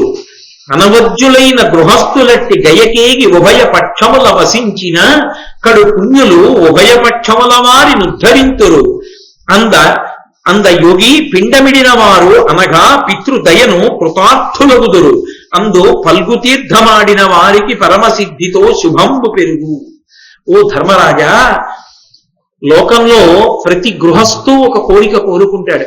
నాకు అనేక మంది కొడుకులు జన్మించాలి, ఆ కొడుకులలో కనీసం ఒక్క కొడుకైనా అశ్వమేధయాగం చెయ్యాలి. అలా అశ్వమేధయాగం చేస్తే మంచిదే. అశ్వమేధయాగం చెయ్యలేకపోతే కలియుగంలో అశ్వమేధం లేదు. మళ్ళీ చెప్తున్నాను, అనాథ ప్రేత సంస్కారమే అశ్వమేధయాగం. అలా అశ్వమేధయాగం చేయకపోతే కనీసంలో కనీసం గయకి వెళ్ళేటటువంటి కొడుకు కావాలి. తల్లి తండ్రి శరీరం పడిపోయిన తరువాత గయకి వెళ్ళేటటువంటి వాడు అవ్వాలి. గయకి వెళ్ళడం అంటే ఎలా? వెళ్ళి ఏదో ఒక రోజుండి పితృపిండం పెట్టి రావడం కూడా గొప్ప విషయమే. నేనేం దాన్ని కూడా తక్కువ చేసి మాట్లాడటలేదు, అది కూడా చాలా గొప్ప విశేషమే. కానీ కనీసంలో కనీసం ఆ గయాక్షేత్రానికి వెళ్ళి ఒక తెల్లటి ఎద్దుని విడిచిపెడతాడా? అచ్చోసి ఆబోతుని విడిచిపెట్టారంటారే, వృషోత్సర్జనము అంటారు. ఒక ఎద్దుని అలా విడిచిపెట్టేస్తే ఆ ఎద్దుతో సంగమించి గోసంతతి పెరుగుతుంది. ఆ గోసంతతి పెరగడానికి ఆ ఎద్దు కారణమైంది. కాబట్టి ఏ కొడుకు తెల్లటి ఎద్దుని అచ్చుపోసి విడిచిపెట్టాడో అటువంటి కొడుకు యొక్క తల్లిదండ్రులు ఉన్నత గతుల్ని పొందుతారు. అందుకనే అలా గయ వెళ్ళి ఒక తెల్లటి ఎద్దుని విడిచిపెట్టేటటువంటి కొడుకు నాకు పుడతాడా అని చూస్తూ ఉంటారట పైన కూర్చుని. ఎవరైనా వెడతాడా నా కొడుకుల్లో వెళ్ళి అలా చేస్తాడా అని ఆలోచన చేస్తూ ఉంటారట. అలాగే శ్వేతమైన యాబోతు విడిచునో ఎనిగిను కోరుదురు. అనవజ్జులైన గృహస్థులట్టి గయకేగి ఉభయపక్షముల వసించిన కడు పుణ్యులు ఉభయపక్షముల వారిని ఉద్ధరింతురు. ఎవరైనా గృహస్థు కొడుకు వెళ్ళి గయలో రెండు పక్షములు అంటే శుక్లపక్షం కృష్ణపక్షం అంటే ఒక నెలంతా గయలో ఉండి గయలోనే భోజనం చేస్తూ గయలోనే నివాసం ఉండి అక్కడ ఉన్నటువంటి ఫల్గుణీ నదిలో స్నానం చేసి పితృపిండం పెడితే ఒక్క తండ్రి వైపు వాళ్ళు కారుట. అటువంటి వాడు ఎక్కడ పుట్టాడో, ఏ వంశంలో పుట్టాడో అటువంటి వాడి యొక్క ఉభయ వంశములు తరిస్తాయి. అంటే ఆయన చిటికిని వేలు పట్టుకున్నటువంటి భార్య యొక్క వంశం వైపు వాళ్ళందరినీ కూడా తరింపచేస్తారు. అలాగే ఈయన యొక్క వంశం వైపు వాళ్ళందరినీ కూడా తరింపచేస్తారు. అలా గయలో ఒక్క నెల్లాళ్ళు ఉండేవాడు ఎవరైనా దొరుకుతాడా, అటువంటి కొడుకో అటువంటి మనవడో పుడతాడా మా వంశంలోనని ఎదురు చూస్తుంటారట పితృదేవతలు. అలా కోరుకుంటారట గృహస్థు. కాబట్టి ఆ గయాక్షేత్రం అంత గొప్పదయా. తప్పకుండా గయాక్షేత్రానికి వెళ్ళి తల్లిదండ్రులకి పిండం పెట్టని వాడు పరమకృతజ్ఞుడు. ఆ గయ వెళ్ళి ఆ పాటి చేయని వాడు కొడుకే కాడు అని తప్పకుండా వెళ్ళాలి అని నారద మహర్షి అంతటి వారు ధర్మరాజు గారితో చెప్తూ, అలాగే యక్షిణీ తీర్థమని ఒక తీర్థం ఉన్నది. ఆ తీర్థంలో కానీ స్నానం చేసి నీటిని పుచ్చుకుంటే మహాపాతకములు కూడా ఉపశమిస్తాయి. అలాగే మణినాగము అనబడేటటువంటి తీర్థం ఉన్నది. ఆ తీర్థమునందు గుంపులిడిన వాడిని మహావిష సర్పములు కూడా భయపెట్టలేవు. అలాగే గౌతమ వనంలో అహల్య హ్రదంలో స్నానం చేస్తే ఉదపానము అనబడేటటువంటి తీర్థంలో కూడా స్నానం చేసిన వాడికి అశ్వమేధయాగం చేశాడని ఫలితం వేస్తారు. అలాగే కంపన, మహానది, ఈ 2 నదులలో ఎవరు స్నానం చేస్తారో వాళ్ళు పౌండరీక యాగం చేశారు అని ఫలితం వేస్తారు. దేవ పుష్కరిణి, మహేశ్వరధార, మహేశ్వర పదం, వీటిలో స్నానం చేసినట్లయితే 1,000 తీర్థముల యందు స్నానం చేసినటువంటి ఫలితాన్ని వేస్తారు. అలాగే సాలగ్రామం, దేవకూటం, కన్యా సంవైద్యం, కౌశిక హ్రదం, అగ్నిధార, కుమారధార, గౌరీ శిఖరకుండం, నందినీకూపం, గోకర్ణ తీర్థం, కాళిక, కౌశిక, ఊర్వశీ తీర్థం, సరస్వతీ తీర్థం, నంద, ఔలకం, కరతోయం, గంగాసాగర సంగమం, శోణానది, నర్మదా నది, బదరీ తీర్థం, మహేంద్ర, రామతీర్థ, మతంగ, కేదార, వంశగుల్మాలు, రామేశ్వరం, ఇలాంటి చోట స్నానం చేసిన వాళ్ళందరూ కూడా విశేషమైనటువంటి యజ్ఞ యాగాది ఫలములను పొందుతారు. ప్రత్యేకించి దక్షిణ భారతదేశంలో పరమమైన తీర్థంబు శ్రీపర్వతంబు నందు దేవహ్రదంబాడి ఆదిదేవునీషు నర్చించి వడయందురిష్ట ఫలము అశ్వమేధ ఫలంబును అవనిజనులు. దక్షిణ దేశంలో శ్రీశైలం వెళ్ళి శ్రీశైలంలో దేవహ్రదము అనబడేటటువంటి తీర్థంలో స్నానం చేసి మల్లికార్జున స్వామి దర్శనం చేసుకుని మల్లికార్జున లింగానికి పూజ చేస్తే వాడు పొందేటటువంటి పుణ్యాన్ని, వాడు ఎంత పుణ్యాన్ని మూట కట్టుకుంటాడన్న దాన్ని చెప్పడం ఎవరికీ సాధ్యం కాదు. అలాగే శ్రీశైలం వెళ్లి కృష్ణానదిలో స్నానం చేసి మల్లికార్జున లింగాన్ని దర్శనం చేసి పూజించిన విశేషమైనటువంటి ఫలితాన్ని పొందుతారు ధర్మరాజా. అంత గొప్ప తీర్థములు. అలాగే ప్రయాగ అనబడేటటువంటి క్షేత్రము, మనందరం అలహాబాద్ త్రివేణి సంగమం ప్రయాగ పెడుతూ ఉంటాం. ఆ ప్రయాగ బ్రహ్మదేవుడు ఒకానొకప్పుడు యజ్ఞాలు చేయడానికి ఎంచుకున్న వేదిక. అక్కడే ఆయన యజ్ఞం చేస్తాడు. ఇప్పటికీ ఆయన తేజోరూపుడై అక్కడే యజ్ఞం చేస్తూ ఉంటాడట. కాబట్టి అందులో నిరంతరం కూడా త్రేతాగ్నులు వెలుగుతూ కనపడుతుంటాయిట. ఆ దివ్య దర్శనం చెయ్యగలిగినటువంటి తపశ్శక్తి కలిగిన వారికి ఆ యజ్ఞకుండం త్రేతాగ్నులు కనపడతాయి. అక్కడే వేదాలు సాకారములై వచ్చి నిలబడతాయిట. 60,10,00,000 తీర్థాలు కలిసి గంగా యమున సంగమంలో ఆ త్రివేణి సంగమాన్ని చేరి సేవిస్తూ ఉంటాయి. కాబట్టి అక్కడ ఒక్క చోట ఎవడు నియమంతో వెళ్లి త్రివేణి సంగమంలో స్నానం చేస్తాడో వాడు 60,10,00,000 తీర్థముల యందు స్నానం చేసిన ఫలితాన్ని పొందుతాడు. ఈ ఇన్ని తీర్థముల స్నానము వలన ఎన్ని యజ్ఞయాగాది క్రతువులు చేసిన ఫలితం వస్తుందో అంత ఫలితాన్ని తీర్థయాత్ర చేసి త్రివేణి సంగమ స్నానం చేసిన వాడి ఖాతాలో వేస్తాడు. కాబట్టి ఎంత తేలికగా అనుగ్రహించడానికి భగవంతుడు ఇచ్చాడో చూడవయా ఈ ఏర్పాటుని. కాబట్టి త్రివేణి సంగమంలో స్నానం చేస్తే వాడి ఫలితం ఏమంటే నేనేం చెప్పగలను. వాడు అనేకమైన రాజసూయ మహాయాగములు, అశ్వమేధయాగములు, సత్యవ్రతాలు, చతుర్వేదాలు అధ్యయనం చేయడం, తాత్పర్యం నేర్చుకోవడం, దాన ధర్మాలు చెయ్యడం చేసినటువంటి మహాపురుషుని యొక్క తల్లిదండ్రులు పూర్వతరములు ఎలా తరిస్తాయో అలా తరించి వీడిని కన్న వంశము కూడా అలా అభ్యున్నతిని పొందుతుంది.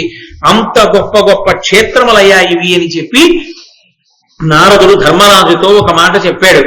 నాయనా, తప్పకుండా నువ్వు కూడా తీర్థయాత్ర చెయ్యి. అర్జునుడు ఇక్కడ ఎలాగో లేడు కాబట్టి నువ్వు నీ తమ్ముళ్లతో, నీ భార్య ద్రౌపదీదేవితో, నీ పురోహితుడైనటువంటి ధౌమ్యునితో కలిసి తీర్థయాత్రకు బయలుదేరు. పక్కన పురోహితుడు ఉండాలి తీర్థయాత్రకు వెళ్ళినప్పుడు. ఎందుకు ఉండాలి పురోహితుడు? అక్కడికి వెళ్ళిన తర్వాత ఇక్కడ ఇది చేసుకుంటే మంచిదండి అంటారు. ఇది చేసుకుంటే మంచిదండి అంటే అయ్యో మా బ్రహ్మగారు లేరండి, ఇక్కడ ఎవరిని అడగాలో, సరిగ్గా చేస్తారో చేయరో, మళ్ళీ అటువంటి నింద చేయకూడదు బ్రహ్మస్థానంలో కూర్చోబెట్టి. ఇంటి పురోహితుడు కూడా యాత్రకు వస్తే ఎప్పుడు ఎక్కడ ఏది చేసుకోవాలో దాన్ని నీతో చేయిస్తే దాని వలన ఫలితం వస్తుంది. కాబట్టి పురోహితుడైనటువంటి ధౌమ్యుణ్ణి కూడా తీసుకుని బయలుదేరు. ఆయన అంగీకారాన్ని, ఆయన ఆశీర్వచనాన్ని పొంది ఆయన్ని కూడా తీసుకుని వెళ్ళు అంటే, అర్జునుడు లేక నాకు కూడా చాలా చిన్నపోయింది, ఎప్పుడు తిరిగి వస్తాడో అని నేను ఎదురు చూస్తున్నాను. కాబట్టి ఈలోగా నేను ఖాళీగా ఉండకుండా తప్పకుండా నేను తీర్థయాత్ర చేస్తాను అని ధర్మరాజు గారు సంతోషిస్తూ అన్నాడు. ఈలోగా నారదుడు అన్నాడు, నీ అదృష్టం పండి రోమశ మహర్షి వస్తున్నారు, వారు వచ్చి నిన్ను తీర్థయాత్రకి తీసుకెడతారు అన్నాడు. మీతో మనవి చేశా రోమశ మహర్షి యొక్క గొప్పతనం, ఆయన తీర్థయాత్ర చేయడంలోనే ఆయన ప్రత్యేకత.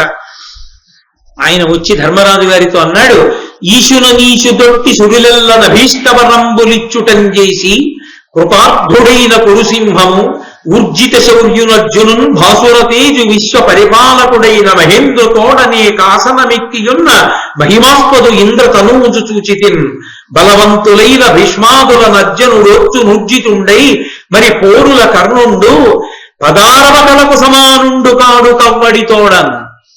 ఓ ధర్మరాజా, నేను ఇంద్రలోకానికి వెళ్ళాను.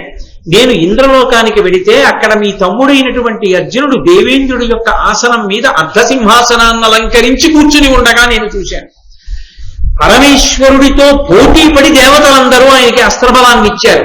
ఇంద్రుడి దగ్గర వజ్రాయుధం పుచ్చుకున్నాడు, వరుణుడి దగ్గర వరుణ పాశాలు పుచ్చుకున్నాడు, కుబేరుడి దగ్గర కౌబేరాస్త్రం పుచ్చుకున్నాడు, ఒక్కొక్కళ్ళ దగ్గర ఒక్కొక్క అస్త్రం పుచ్చుకున్నాడు. పరమశివుడి దగ్గర పాశుపతాస్త్రమే పొంది దేవేంద్రుడి యొక్క అర్ధసింహాసనం మీద కూర్చునున్నాడు.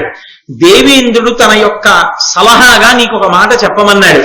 నిన్ను తీర్థయాత్రలు చెయ్యమని చెప్పాడు. అది నీకు ఎంతో శుభాన్ని చేకూరుస్తుందని చెప్పాడు. ఆరణ్య పర్వం అందుకైంది. ఎంతమంది గురువులు వచ్చి ధర్మరాజు గారితోటి పాండవులతోటి చేయించవలసిన మంచి పనులు చేయిస్తున్నారో చూడండి. ఇన్ని మంచి పనులు చేసి ఇంత పుణ్యం ఆవహించి ఉండగా కురుక్షేత్రంలో వాళ్ళు ఎందుకు ఓడిపోతారు? కాబట్టి నువ్వు తప్పకుండా యాత్రకి బయలుదేరవలసింది అని రోమశ మహర్షి చెప్పి, నాతో ఇంద్రుడు ఒక మాట అన్నాడు, నన్నే నిన్ను దగ్గరుండి తీర్థయాత్రకి తీసుకెళ్లి అన్ని చూపించమన్నాడు. తీర్థయాత్ర చేయించడంలో రోమశ మహర్షిది ఒక ప్రత్యేకత. ఎక్కడ ఏ ఉన్నాయో తీసుకెళ్లి చూపించగలడు. అటువంటి సమర్థులు లేడనుకోండి, యాత్రకి వెళ్ళి ఏం ప్రయోజనం? ఎక్కడ ఏముందో మనకు తెలియదు. వెళ్ళొచ్చేశాక అయ్యో అక్కడది ఉందా అండి మాకు తెలియదు అంటారు. అంతవరకు ఎందుకు? నేను ఒక మాట చెప్తాను. ఇప్పుడు నేను త్రివేణీ సంగమ స్నానం గురించి చెప్పాను. చెప్పగానే అంత గొప్పదా, ఈ మధ్యనే వెళ్ళొచ్చామనో లేకపోతే వెళదాం అనుకుంటున్నామనో పక్క వాళ్ళకి చెప్పకుండా మీరు ఉండగలరా? ఆ ఆనందం అటువంటిది. ఆ త్రివేణీ సంగమ స్నానం చెయ్యాలని అంత సంతోషం కలుగుతుంది వెంటనే. దాని ఫలితం తెలిస్తే దానిలో స్నానం చెయ్యాలనేటటువంటి ఉత్సాహం అంత పెరుగుతుంది. ఆ చేసేటప్పుడు అరే మనకి ఇది అభ్యున్నతి హేతువు, ఏదో చెయ్యడం కాదు, చక్కగా సంకల్పం చెప్పుకొని భగవన్నామని చెప్పుకుంటూ మనం ఎంతో పవిత్రంగా ఇక్కడ గడపాలనేటటువంటి పూనిక కలుగుతుంది. అది తెలియకుండా వెళ్ళి చేసినా అదే ఫలితం ఉండొచ్చు. కానీ తెలియకుండా వెళ్ళినప్పుడు, తెలియకుండా చేసినప్పుడు ఆమూలాగ్రం తెలిసే అవకాశం ఉండదు. రోమశ మహర్షి లాంటి వాడు దగ్గరుండి తీర్థయాత్ర చేయిస్తే ఎక్కడ ఏమున్నాయో చూసి అన్నిటినీ తెలుసుకుని రాగలిగినటువంటి సంతోషం వేరు కదూ. కాబట్టి నన్ను దగ్గరుండి తీసుకెళ్లమని చెప్పాడు. ఇన్ని అస్త్రములు పొందిన కారణం చేత ఇవాళ అర్జునుడు పొందినటువంటి అస్త్ర వైభవము వలన కర్ణుడు అర్జునుడి యొక్క శక్తిలో 16వ వంతుకి సరిపోడు. కాబట్టి కర్ణుడు ఏ అనుమానం లేకుండా అర్జునుడి చేతిలో హతుడైపోతాడు. కర్ణుడి గురించి తలుచుకుంటేనే నాకు నిద్ర పట్టదన్నాడు ధర్మరాజు గారు. ఇప్పుడు ఆ కర్ణుడి గురించి నువ్వు ఆలోచించవలసిన పని లేదు. కాబట్టి నువ్వు సంతోషంగా బయలుదేరి తీర్థయాత్ర చెయ్యవలసింది అన్నాడు. అంటే ధర్మరాజు గారు మళ్ళీ అడిగాడు, అసలు ఈ తీర్థములకు, ఈ నదులకు, ఆ దేవాలయములకు, ఆ పర్వతములకు, ఆయా ప్రాంతములకు, ఆయా ఆశ్రమములకు అంత శక్తి ఎక్కడి నుంచి వచ్చింది? వెళ్ళి తొక్కితే, కూర్చుంటే, స్నానం చేస్తే, తాగితే, పడుకుంటే, తిరిగితే, దర్శనం చేస్తే, భగవన్నామని చెప్తే అంత శక్తి ఆ ప్రదేశాలకు ఎలా వచ్చింది? భూమి అంతా ఒక్కటైనప్పుడు ఒక ప్రదేశానికి లేని శక్తి వేరొక ప్రదేశమునందు ఎలా పటమరించింది? ఇంత శక్తి ఆయా ప్రదేశములకు ఏ కారణం చేత వచ్చిందో నాకు చెప్పవలసింది అన్నాడు. తప్పకుండా నీకు చెప్తాను. నీకు చెప్పే ముందు ఒక విశేషాన్ని చెప్పవలసిన అవసరం ఉంది. నువ్వు నన్ను ఈ భూమండలంలో ఉన్న ప్రధానమైనటువంటి తీర్థముల గురించి చెప్పమన్నావు కదూ. ఇప్పటిదాకా నేను నీకు ఆ తీర్థముల గురించి చెప్పాను. అవి వినడం వల్ల వచ్చే ప్రయోజనం ఏమిటో తెలుసా?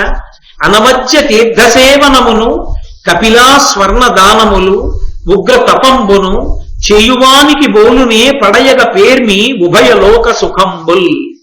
తీర్థయాత్ర చెయ్యడం వల్ల ఎంత ఫలితం వస్తుంది అంటే అనవద్య తీర్థసేవనమును, ఆ తీర్థయాత్రకి వెళ్ళడం, కపిల గోవుని దానం చేయడం, బంగారాన్ని దానం చేయడం, చాలా గొప్పగా తపస్సు చేయడం, ఈ 4టిని సమానంగా చెప్పాడు.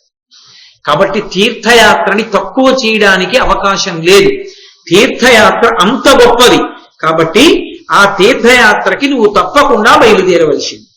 కాబట్టి నువ్వు యాత్రకి బయలుదేరు అనగానే ధర్మరాజు గారు అన్నాడు, నా దగ్గర ఉన్నటువంటి అనుచర వర్గంలో నన్ను అనుగమిస్తున్న వాళ్ళలో కొంతమంది సన్యాసులు ఉన్నారు, కొంతమంది భిక్షాటన మాత్రమే చేసి కడుపు నింపుకునేటటువంటి నియమం ఉన్న వాళ్ళు ఉన్నారు. వీళ్ళిద్దరినీ నాతో రావడానికి వీల్లేదని చెప్పి పక్కకి పంపించేస్తాను, వెనక్కి మరలించేస్తాను. నేను నియమం తీర్థయాత్రలో కుదరకపోవచ్చు.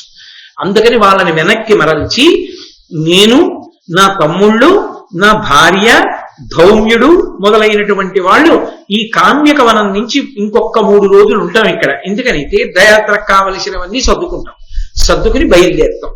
మార్గశీర్ష మాసం చివర తీర్థయాత్రలకు బయలుదేరుతాం అన్నాడు ధర్మరాజు గారు. ఎందుకని? మార్గశీర్ష మాసం చివర సర్వోత్కృష్టమైన కాలం అది, ఉపాసనకి చిట్ట చివరది. అందుకే దాని పేరే మార్గశిరము అని మనం అంటాం. మార్గశీర్షము అది మార్గమునకు చిట్ట చివరకి వచ్చినది. ఏమిటి చిట్ట చివర? ఏమిటి చిట్ట చివర అంటే దక్షిణాయనం అంతా ఉపాసనా కాలం.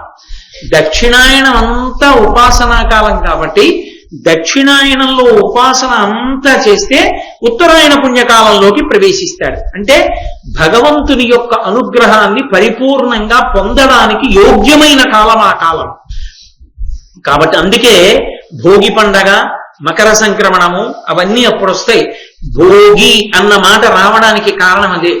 భోగి 2 రకములైన భోగములు జరుగుతాయి. ఒకటి, వ్యవసాయదారులకు పంట అంతా చీతికి వస్తుంది కోతలు కోసి. అందుకని రైతు చాలా సంతోషంగా ఉంటాడు. పంట ఇంటికి వచ్చిందని పాయసాన్నం వండుకొని అమ్మవారికి నైవేద్యం చేస్తారు. లక్ష్మీదేవికి హోమం చేస్తారు ఆ కాలంలో. పాడి పంటలను ఇచ్చింది కాబట్టి పశువులన్నిటికీ కూడా పాయసాన్నం వండి ప్రత్యేకంగా తినిపిస్తారు కనుమ పండుగ నాడు. అలాగే పసిపిల్లలకి పీడ పడితే పోవాలి అని రేగుపళ్లతో భోగి పీడ తీసేస్తారు. వాళ్ళు ఉత్తర కాలమునందు చాలా భోగం అనుభవించడానికి కావలసినటువంటి తేజస్సు వారి యందు నిలబడాలి అని కోరుకుంటూ, ఆంతరమైన భోగి ఏమిటి? ఉత్తరాయణ పుణ్యకాలం వచ్చింది అనేటప్పటికీ మనమందరం కూడా భగవంతుని యొక్క అనుగ్రహాన్ని పరిపూర్ణంగా పొందడానికి యోగ్యమైనటువంటి కాలం. దక్షిణాయనంలో ఉపాసన చేసి ఉన్న కారణం చేత ఆ ఉపాసన యొక్క ఫలితమే ఉత్తరాయణ పుణ్యకాలమునందు కనపడుతుంది. అందుకే కళ్యాణకారకమై ఉంటుంది. అందుకే మార్గశిర మాసంలో ఏం చేశారు అంటే భాగవతంలో వ్యాసుల వారు చెప్పింది కాత్యాయని వ్రతం చేశారు. పరదేవతని ఆరాధన చెయ్యాలి. మార్గశిర మాసంలో చెయ్యవలసింది ఏది అంటే పార్వతీదేవి యొక్క ఆరాధనము, పార్వతీదేవి పూజలు జరగాలి. మార్గశిర మాసంలో వచ్చేటటువంటి ఆర్ద్రా నక్షత్రంలో తెల్లవారుజామున 3:30 శివాలయాల్లో అభిషేకాలు జరగాలి. యథార్థమునకు మార్గశీర్ష మాసం అంతా కూడా పరమశివుడు పార్వతీదేవుల యొక్క ఆరాధనకు సంబంధించిన కాలము. అందుకే కాత్యాయని మహామాయే మహాయోగిన్యధీశ్వరి నందకోప సుతందేవి పతిమ్మే కురుతే నమః అని వ్యాసుల వారు భాగవతంలో సంస్కృత మూలంలో చెప్తారు. వాళ్ళందరూ కూడా కాత్యాయని వ్రతం చేసి కృష్ణుణ్ణి పతిగా పొందుతామని చేసినటువంటి కాలము మార్గశీర్ష మాసం.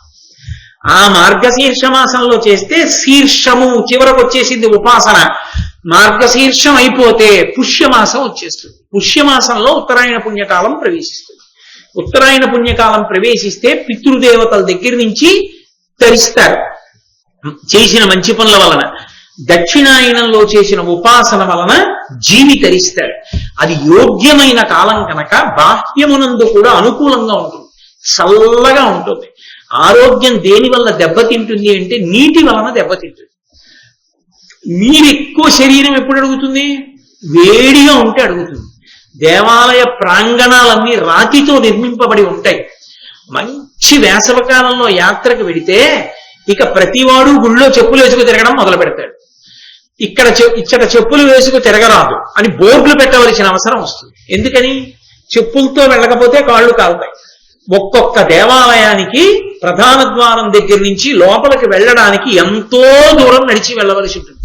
ఒకానొకప్పుడు మండు వేసవిలో శ్రీకాళహస్తిలో నేను దర్శనానికి వెడితే ప్రధాన ద్వారం దగ్గర నుంచి కాళహస్తీశ్వరుడి ఆలయం లోపలికి వెళ్లి బయటికి వచ్చేటప్పటికి నా కాళ్ళు ఇంతంత బొబ్బలు ఎక్కిపోతే నేను ఉన్నటువంటి విడిది వరకు కూడా నడవలేక బొబ్బలు చితికిపోతాయని పక్కన ఉన్నటువంటి వేరొక ప్రాంగణంలో గది తీసుకుని సాయంకాలం వరకు ఉండి వాటికి ఏదో నూనె రాస్తే అవి కొంచెం పగిలిపోతాయేమో అనుకుంటే నా మిగిలిన యాత్ర కొంత తగ్గించుకుని నేను కాలికి గుడ్డలు కట్టుకుని రైలు ఎక్కవలసి వచ్చింది. వేసవి కాలంలో చేసేటటువంటి యాత్రకి ప్రతిబంధకం ఉంటుంది. పైగా వేసవి కాలంలో చేస్తే వడగాట్లు, అకస్మాత్తుగా ఆరోగ్యం పాడవుతుంది. వేసవి కాలంలో యాత్ర చేస్తే శరీరం నీరు ఎక్కువ పుచ్చుకొని అతిసారాది వ్యాధులు ప్రబలుతాయి. ఆ నీరు సరి అయింది కాకపోతే అన్ని ప్రాంతాలలో నీరు శరీరం అంగీకరించదు. చల్లగా ఉంటుంది కాబట్టి అది ఎక్కువ నీరు అడిగేది కాదు కాబట్టి సాత్వికమైన ఆహారాన్ని శరీరం జీర్ణం చేసుకుంటుంది కాబట్టి ఎక్కడ పడుకున్నా ఓ దుప్పటి కప్పుకు పడుకుంటే చాలు నిద్ర పడుతుంది కాబట్టి అన్ని విధాల వాతావరణం ఆనుకూల్యతని పొంది ఉంటుంది కాబట్టి మార్గశీర్షమాసపు చివరి రోజులలో మహానుభావుడైనటువంటి ధర్మరాజు గారు యాత్రకి బయలుదేరారు. యాత్రకి ఎప్పుడు బయలుదేరాలో ఎలా వెళ్లాలో కూడా భారతాన్ని చదువుకుంటే అసలు తీర్థయాత్ర ఎలా చెయ్యాలి అన్నది అర్థమవుతుంది. తీర్థయాత్రలు చేసేవాళ్ళు మహాభారతంలో ఆరణ్య పర్వాన్ని చదువుకుని తీర్థయాత్ర చేస్తే ఎక్కువ ఫలితం వస్తుంది. మేము ఎక్కడికి వెళ్ళాలండి అని అడగక్కర్లేదు, వీటిలో ఏదో తీర్థం ఎంచుకుని వెళ్ళవచ్చు. వెళ్ళేటప్పుడు ఎలా వెళ్ళాలో ఎవరితో వెళ్ళాలో కూడా తీర్థయాత్ర అర్థమైపోతుంది. భార్యను వదిలేసి వెళ్ళిపోకూడదు. మా ఆవిడ ఇంట్లో ఉంటుందండి నేను వెళ్ళిపోతానండి అనో, లేకపోతే మా ఆయనకి ఖాళీ లేదు నేను వెళ్ళిపోతానండి అనకూడదు. ఇద్దరూ కలిసి తమ పితృదేవతల్ని తరింప చేయడానికి ఒంగరులు కలిసి తీర్థయాత్ర చెయ్యాలి. తీర్థయాత్ర కూడా చేయకపోతే కలిసి ఆ దాంపత్యానికి నమస్కారం.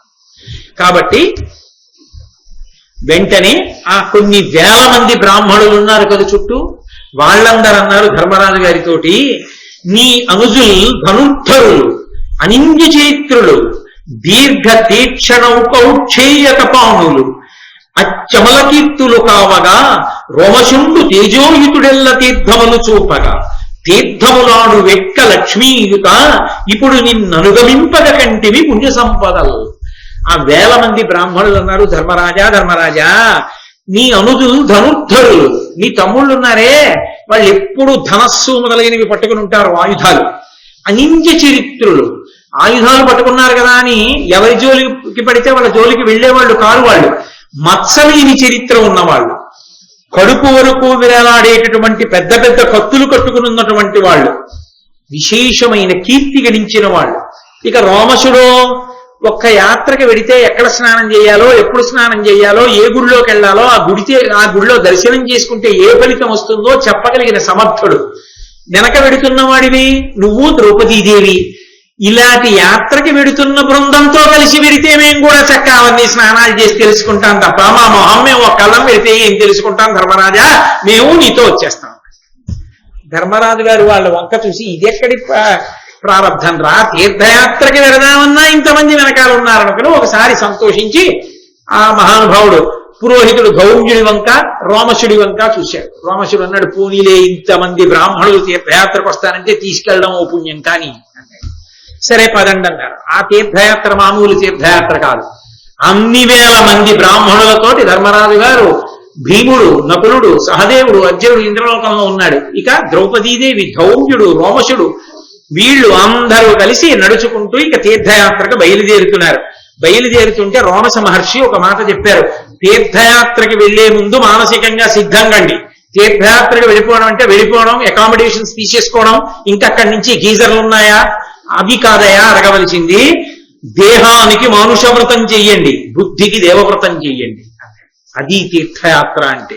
దేహానికి మానుషవ్రతం చెయ్యాలి. దేహానికి మానుషవ్రతం అంటే దేహము అంటే ఇది ఒకనాడు కాలిపోతుంది, దహింపబడుతుంది. కాబట్టి దేహం దహింపబడే దేహానికి ఎక్కువ సౌకర్యాలు ఇచ్చే ప్రయత్నాలు చేయకండి. మానుషవ్రతం అంటే ఇది ఖేద పడుతుందని తెలుసు కొన్ని పనులు చేస్తే, కానీ దానికి సిద్ధపరచండి దీన్ని. ఓ తెల్లవార కట్ట ఒక చోట స్నానం చేస్తే అమ్మో చలేస్తుందండి, గడగడలాడుతుందండి, ఒళ్ళు పగిలిపోతుందండి, నేను అలా కాదండి, ఇంటి దగ్గర చక్కగా వేడి నీళ్లే స్నానం చేస్తానండి అనకు. చల్లటి నీళ్లు స్నానం చేయి. నువ్వు చేయకపోతే పీడా పోయేది. చేసి వచ్చిన వాడిని ఎలా చేసావా, పరిచయం పడుతుందేమో, ఎందుకు వచ్చిందంటావు అనకు. వాణ్ణి పాడు చేసేయకు తీర్థయాత్రకెళ్ళి. కాబట్టి దేహానికి మానుష వ్రతం చేయి, బుద్ధికి దేవవ్రతం చేయి. బుద్ధికి దేవవ్రతం అంటే నువ్వు ఎక్కడికి వెడుతున్నావో ఆలోచిస్తూ వెళ్ళు, ఎందుకు వెడుతున్నావో ఆలోచిస్తూ వెళ్ళు, అక్కడికి వెళ్ళి ఏం చూడబోతున్నావో తెలుసుకుని ఉత్సాహంగా వెళ్ళు, భగవన్నామని చెప్పుకుంటూ వెళ్ళు. రైళ్లల్లో వెళ్ళేటప్పుడు తీర్థయాత్ర చేసేవాళ్ళు చక్కగా ఏదైనా భగవన్నామని చెప్పుకుంటే దాన్ని తప్పు పట్టకూడదు. అది సనాతన ధర్మమునందు ఆంతరమైనటువంటి ప్రజ్ఞ. అంతేగాని అది తప్పండి, అలా చేయకూడదండి, భగవన్నామని చెప్పకూడదంటే అది చెప్పడం తప్పు. భారతం చెప్తోంది అలా వెళ్ళమని. కాబట్టి చక్కగా భగవంతుని యందు బుద్ధి పెట్టుకుని బుద్ధిని దేవవ్రతం చేస్తూ తీర్థయాత్రకు బయలుదేరు. అలా తీర్థయాత్ర చేసిన సార్వభౌములు ఉన్నారయా, సామాన్యులు కారు. సార్వభౌములు తీర్థయాత్ర చేశారు. ఎంతమంది చేశారో తెలుసా? మహాభిషుడు, నాభాగుడు, భరతుడు, భగీరథుడు, ముచుకుందుడు, మాంధాత, సగరుడు, సార్వభౌముడు, అష్టకుడు, రోమపాదుడు, ఇటువంటి సార్వభౌములు తీర్థయాత్ర చేశారు. అంటే వాళ్ళు కూడా ఏ సౌకర్యాన్ని అపేక్షించకుండా కేవలంగా భగవంతుని యొక్క అనుగ్రహాన్ని మూట కట్టుకోవడానికి తమకున్నదేదో దాన్నే పెట్టుబడిగా పెట్టి లాభాన్ని ఆర్జించుకున్నారు, పుణ్యాన్ని. ఒక వ్యాపారస్తుడు వ్యాపారం చేస్తాడు, ముందు తన దగ్గర ఏది ఉందో దాన్ని పెట్టుబడిగా పెడతాడు, పెట్టి కోట్లు ఆర్జిస్తాడు. అంతేకాని తన దగ్గర ఉన్నది పెట్టుబడి పెట్టకుండా అసలు వ్యాపారం ఎలా చేస్తాడు? చేయడం కుదరదు. మనం కూడా వ్యాపారం చెయ్యాలి దీంతో. అది మానుషవ్రతం అంటే. మనకున్నదేమిటి? శరీరం. ఈ శరీరంతో నువ్వు యోగం చేయలేవు, ధ్యానం చేయలేవు, తపస్సు చేయలేవు, యజ్ఞం చేయలేవు, యాగం చేయలేవు. అంటే కనీసం తీర్థయాత్రకు వెళ్ళాలి. వెళ్ళి ఓ కపిల తీర్థంలో స్నానం చేయరా అంటే, ఓ స్వామి పుష్కరిణిలో స్నానం చేయరా అంటే అక్కర్లేదని చెప్పి ఎక్కడో ఓ కాటేజ్లో కూర్చుని ఎంతసేపు ఏదో ఒక్క దర్శనానికే వెంపర్లాడి ఇంకక్కడి నుంచి ఎన్ని హోటల్స్ ఉన్నాయి, ఎక్కడ ఫుడ్ బాగా దొరుకుతుంది, పెద్ద పెద్ద కార్డులు ఎక్కడ చదువుకుందాం, ఏమి ఆర్డర్ చేద్దాం, ఏమి తిందాం, దేనికి దూరంగా ఉండడానికి తీర్థయాత్రకి వెళ్ళవు నువ్వు. ఏమిటి నువ్వు దూరంగా దేనికి దూరంగా ఉండగలవు? అసలు నిజానికి ఏ కాటేజీలు లేకపోయినా అక్కడ ఉన్న రోడ్ల మీదే వాళ్ళు తెచ్చుకున్న మూటలు తల కింద పెట్టుకుని పడుకుని, వాళ్ళకి ఎలాగో కాటేజీలు ఉండవు కాబట్టి కపిల తీర్థంలోనూ వచ్చి స్వామి పుష్కరిణిలోనూ స్నానం చేసి తలకి తైలమర్దనం కూడా చేసుకోకుండా అలాగే బొట్టు పెట్టుకుని స్వామి మీద భక్తితో గోవిందనామం చెప్పుకుంటూ దర్శనానికి పోతారే, వాళ్ళది తీర్థయాత్ర. కాబట్టి ఆ తీర్థయాత్ర చెయ్యడం అంటే మానసికంగా ముందు భగవంతునితో అనుబంధము తప్ప అన్యమును వదిలిపెట్టు. తీర్థయాత్రలో మహాపుణ్యం ఇంకోటి ఏమిటో తెలుసా? కొద్దిగా బలహీనుణ్ణి సంరక్షించడం. అయ్యా రండి మీ పెట్టె నేను పట్టుకుంటాను అంటాం, రండి జారిపోతారు నేను చేయి పట్టుకుంటానన్నాం. ఆయన స్నానం చేస్తే కాస్త ఆయన పంచి జాడించి పెట్టడం. మీరు ఇన్ని పట్టుకోలేరు, ఆ డబ్బులు నాకు ఇవ్వండి నేను పట్టుకుంటానని చెప్పి ఆయనకి ఎక్కడ ఎంత అవసరమో వచ్చి ఆయన తిరిగి వచ్చిన తర్వాత జాగ్రత్తగా పెట్టుకోండి సుమా అని ఆయన డబ్బులు ఆయనకి ఇవ్వడం. మీరు ఆరోగ్యంగా ఉన్నారా, ఇబ్బంది లేదు కదా, నడవలేకపోతే నేను తెచ్చి పెడతాను ఇక్కడికి ఆహారం అని కొంచెం ఆహారం తెచ్చి పెట్టడం. అటువంటప్పుడే అనుషంగిక పుణ్యాలు చేసుకోవడానికి ఎంతో అవకాశం కలుగుతుంది. అది మానుషవ్రతం. ఈ శరీరానికి ఉన్న బలం యొక్క స్థాయిని బట్టి చేసుకోవచ్చు. ఒకడు వృద్ధుడు ఇన్ని చేయలేడు, ఒకడు యువకుడు వాడు చెయ్యాలి, వాడికి అవకాశం ఉంది, వాడు చేసి పెట్టచ్చు. అయ్యా నేను చేసి పెడతాను ఉండండి నీకేం పర్వాలేదు అని చేసి పెట్టచ్చు. మన దరిద్రం ఎలా తయారైపోయిందంటే ఇవాళ దేశంలో తోటి యాత్రికులను నమ్మవద్దు అని చెప్పవలసి వస్తుంది. ఎందుకని? కలిపురుష లక్షణం. కాబట్టి తీర్థయాత్ర అన్నది మానుష యాత్ర, మానుష సంబంధమైనటువంటి వ్రతంగా చెయ్యి సుమా. చెయ్యి తప్ప సౌకర్యముల కోసం వెంపర్లాడవద్దు వెళ్ళిన తర్వాత. అలాగని నువ్వు సంకల్పించిన యాత్ర పూర్తిగా జరగడానికి వీలు లేని స్థితిలో అనారోగ్యం వచ్చేటట్టుగా కూడా ప్రవర్తించవద్దు. అలా యాత్రకి ఇది సాధనం కాబట్టి సాధనాన్ని ఎలా వాడుకోవాలో అలా వాడుకో. నువ్వు కూడా వాడుకుని జాగ్రత్తగా రక్ష చేసుకుని 10 మంది తరించి నువ్వు తరించడానికి వీలుగా వాతావరణాన్ని ఏర్పాటు చేసి ఉంచుకో. ప్రధానమైనది ఏది యాత్రకి? ప్రధానమైనటువంటిది దేవవ్రతం. మానుషవ్రతం ఎంత అవసరమో దేవవ్రతం అంత అవసరం. తీర్థయాత్రకి కాదు, పరమేశ్వరుడే వచ్చి ఎదురుగుండా నిలబడినా కూడా లౌకిక విషయాలే మాట్లాడుకుంటామన్నవాడు ఎక్కడికి వెళ్ళి ఏమి సాధిస్తాడు? నువ్వు వెడుతున్న ప్రదేశం నీకు తెలియకపోవచ్చు, ఇంకొక ప్రదేశం నీకు తెలుసుగా నువ్వు చూసి వచ్చింది. దాని గురించి మాట్లాడుకోవచ్చు, చక్కగా అందరూ భగవన్నామని చెప్పుకోవచ్చు. లేదా ఇంతకు ముందు ఉన్న మంచి విషయాల్లోంచి కొన్ని మంచి విషయాలు మనసుకి హత్తుకున్న వాటిని పురస్కరణ చేసుకుంటూ వెళ్ళొచ్చు, ఓ భజన చేసుకుంటూ వెళ్ళొచ్చు, చక్కగా నడుస్తున్నప్పుడు అందరూ నామం చెప్పుకుంటూ వెళ్ళొచ్చు. అలా చేసినది తీర్థయాత్ర తప్ప ఉత్తినే మళ్ళీ ఆ ఉన్న ప్రదేశం మారాడంతే. తీర్థయాత్ర అని పేరు, ఏ ఒక్క సౌకర్యానికి లోటు రాకూడదంటే అది తీర్థయాత్ర ఎలా అవుతుంది ఇంకా? కాబట్టి అలా వెళ్ళండి, అలా వెళ్ళి అనుభవించండి. ధర్మరాజా, నువ్వు కాదయా అన్నీ పోయి తీర్థయాత్ర పెడుతున్నాను అనుకోకు, అన్నీ ఉన్న సార్వభౌములు చేశారు. ఎటువంటి వాళ్ళు చేశారో తెలుసా అని ఆ పేర్లన్నీ చెప్పాడు నారదుడు. కాబట్టి ఈ తీర్థములకు, ఈ క్షేత్రములకు ఇంత శక్తి ఎక్కడి నుంచి వచ్చిందని కదా నువ్వు అడిగావు. ఒక తీర్థం అంటే స్నానం చేస్తే ఫలితం వచ్చింది, ఒక పర్వతానికి ఎక్కడి నుంచి వచ్చింది? దాని కాళ్ళుతో తొక్కుతూ కదా పైకెక్కుతున్నాం. మరి ఆ పర్వతానికి ఆ శక్తి ఎక్కడిది? ఒక శ్రీశైల పర్వతానికి ఎక్కడిది? ఒక వెంకటాచల పర్వతానికి ఎక్కడిది? ఒక బదరిలో ఉన్న కొండలకు ఎక్కడిది అని కదు ప్రశ్న వేశావు. విను. వసుధ అధర్మవర్తనులకు వారల వర్ధనమెన్నడు సమంజసమయి నిల్వనేరదు, భుషంబుగ నాశనము వందు దుర్మద వ్యసనుల అధర్మ వర్తన ప్రవర్ధితులయ్యును, నీవు చూడరాక్షసులను దైత్య దానవులు క్రాగరి తొల్లి సహస్ర సంఖ్యలను. ఇప్పటికి ఐశ్వర్యం ఉన్నట్లు కనబడినా అధర్మాన్ని ఆచరించేటటువంటి వాడి యొక్క ఐశ్వర్యం నిలబడదు, అది మధ్యపతనం అయిపోతుంది, భయంకరంగా పతనం అవుతుంది, మామూలుగా అవదు.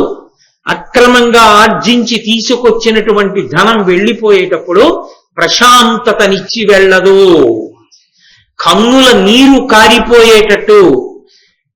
నేను నా నోటితో ఉచ్చరించడం ఇష్టం లేదు, అక్రమంగా తనవి కానివన్నీ తీసుకొచ్చి ఇంట్లో పెట్టినందుకు రావణాసురుడి కళ్ళ ముందు బిడ్డలు వెళ్ళిపోయారు, కళ్ళ ముందు తోడపుట్టిన వాళ్ళు వెళ్ళిపోయారు, కళ్ళ ముందు తనని నమ్ముకున్న వాళ్ళు వెళ్ళిపోయారు, కళ్ళ ముందు తాను ఉన్న ఊరు కాలిపోయింది. ధర్మాన్ని నమ్ముకున్న విభీషణుడు చిరంజీవి అయి లంకాపట్టణానికి పరిపాలకుడయ్యాడు.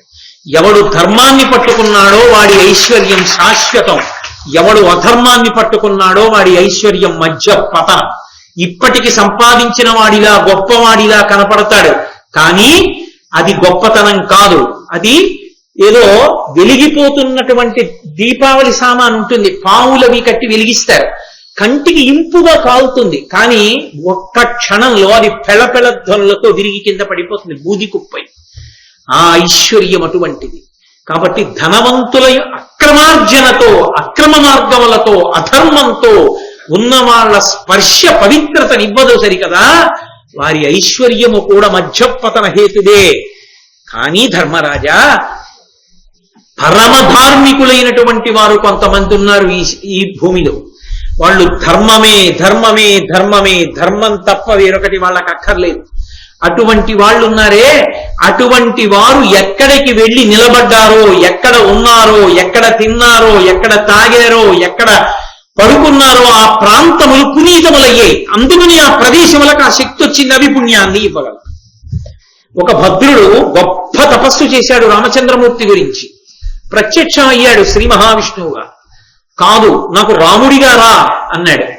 అంటే మహానుభావుడు రామచంద్రమూర్తిగా రావడానికి ఆయన విష్ణువుగా చతుర్భుజుడై ఉన్నవాడు ఆయుధాల్ని పట్టుకోవడంలో ఆయనే తత్రవాడు పడ్డాడు భగవంతుడు. వామాంకస్థిత జానకీ పరిలత కోదండదండంకరే చక్రంచోద్భగరేణ బాహుయుగళే శంఖం శరం దక్షిణే బిభ్రాణం జలజాతపత్రనయనం భద్రాద్రి మూర్ధే స్థితం కేయూరాది విభూషితం రఘుపతిం సౌమిత్రియుక్తం భజే. ఆ భద్రాద్రి, ఆ కొండ మీద కాలు పెట్టడం చాలు, ఆ భద్రాద్రి మీద నిలబడడం చాలు, అది ఆయన శిరస్సు. ఆయన తల మీద మనం నిలబడుతున్నాం నిజానికి, కానీ అంతటి పరమభాగవతోత్తముడు కనుక నా తల మీద వెలియమన్నాడు కనుక మనం ఆయన తల ఎక్కినా కొండెక్కినందుకు పుణ్యం. ఒక్కొక్క కొండకి పుణ్యం ఎందుకు వచ్చిందంటే అంతటి భాగవతోత్తములు అక్కడికి వెళ్ళారు కనుక, వెళ్ళి నిలబడ్డారు కనుక, కూర్చున్నారు కనుక, పడుకున్నారు కనుక ఆ ప్రాంతములకు అంత శక్తి వచ్చింది. ఒకప్పుడు రమణులు శరీరంతో ఉన్నారు, అక్కడ ఉన్నారు కాబట్టి ఇప్పటికీ రమణాశ్రమంలో నెమలి పాముని చంపదు, పాము కుక్కని కాటేదు, కుక్క పిల్లిని చెనకదు, పిల్లి ఎలకని పట్టదు, కుక్క మనిషిని తరవదు. అన్నీ కలిపి సహజీవనం చేస్తూ అంత ప్రశాంతంగా ఉండగలుగుతున్నాయి. ఒక్కొక్కరి తపశ్శక్తి అలా ఉంటుంది.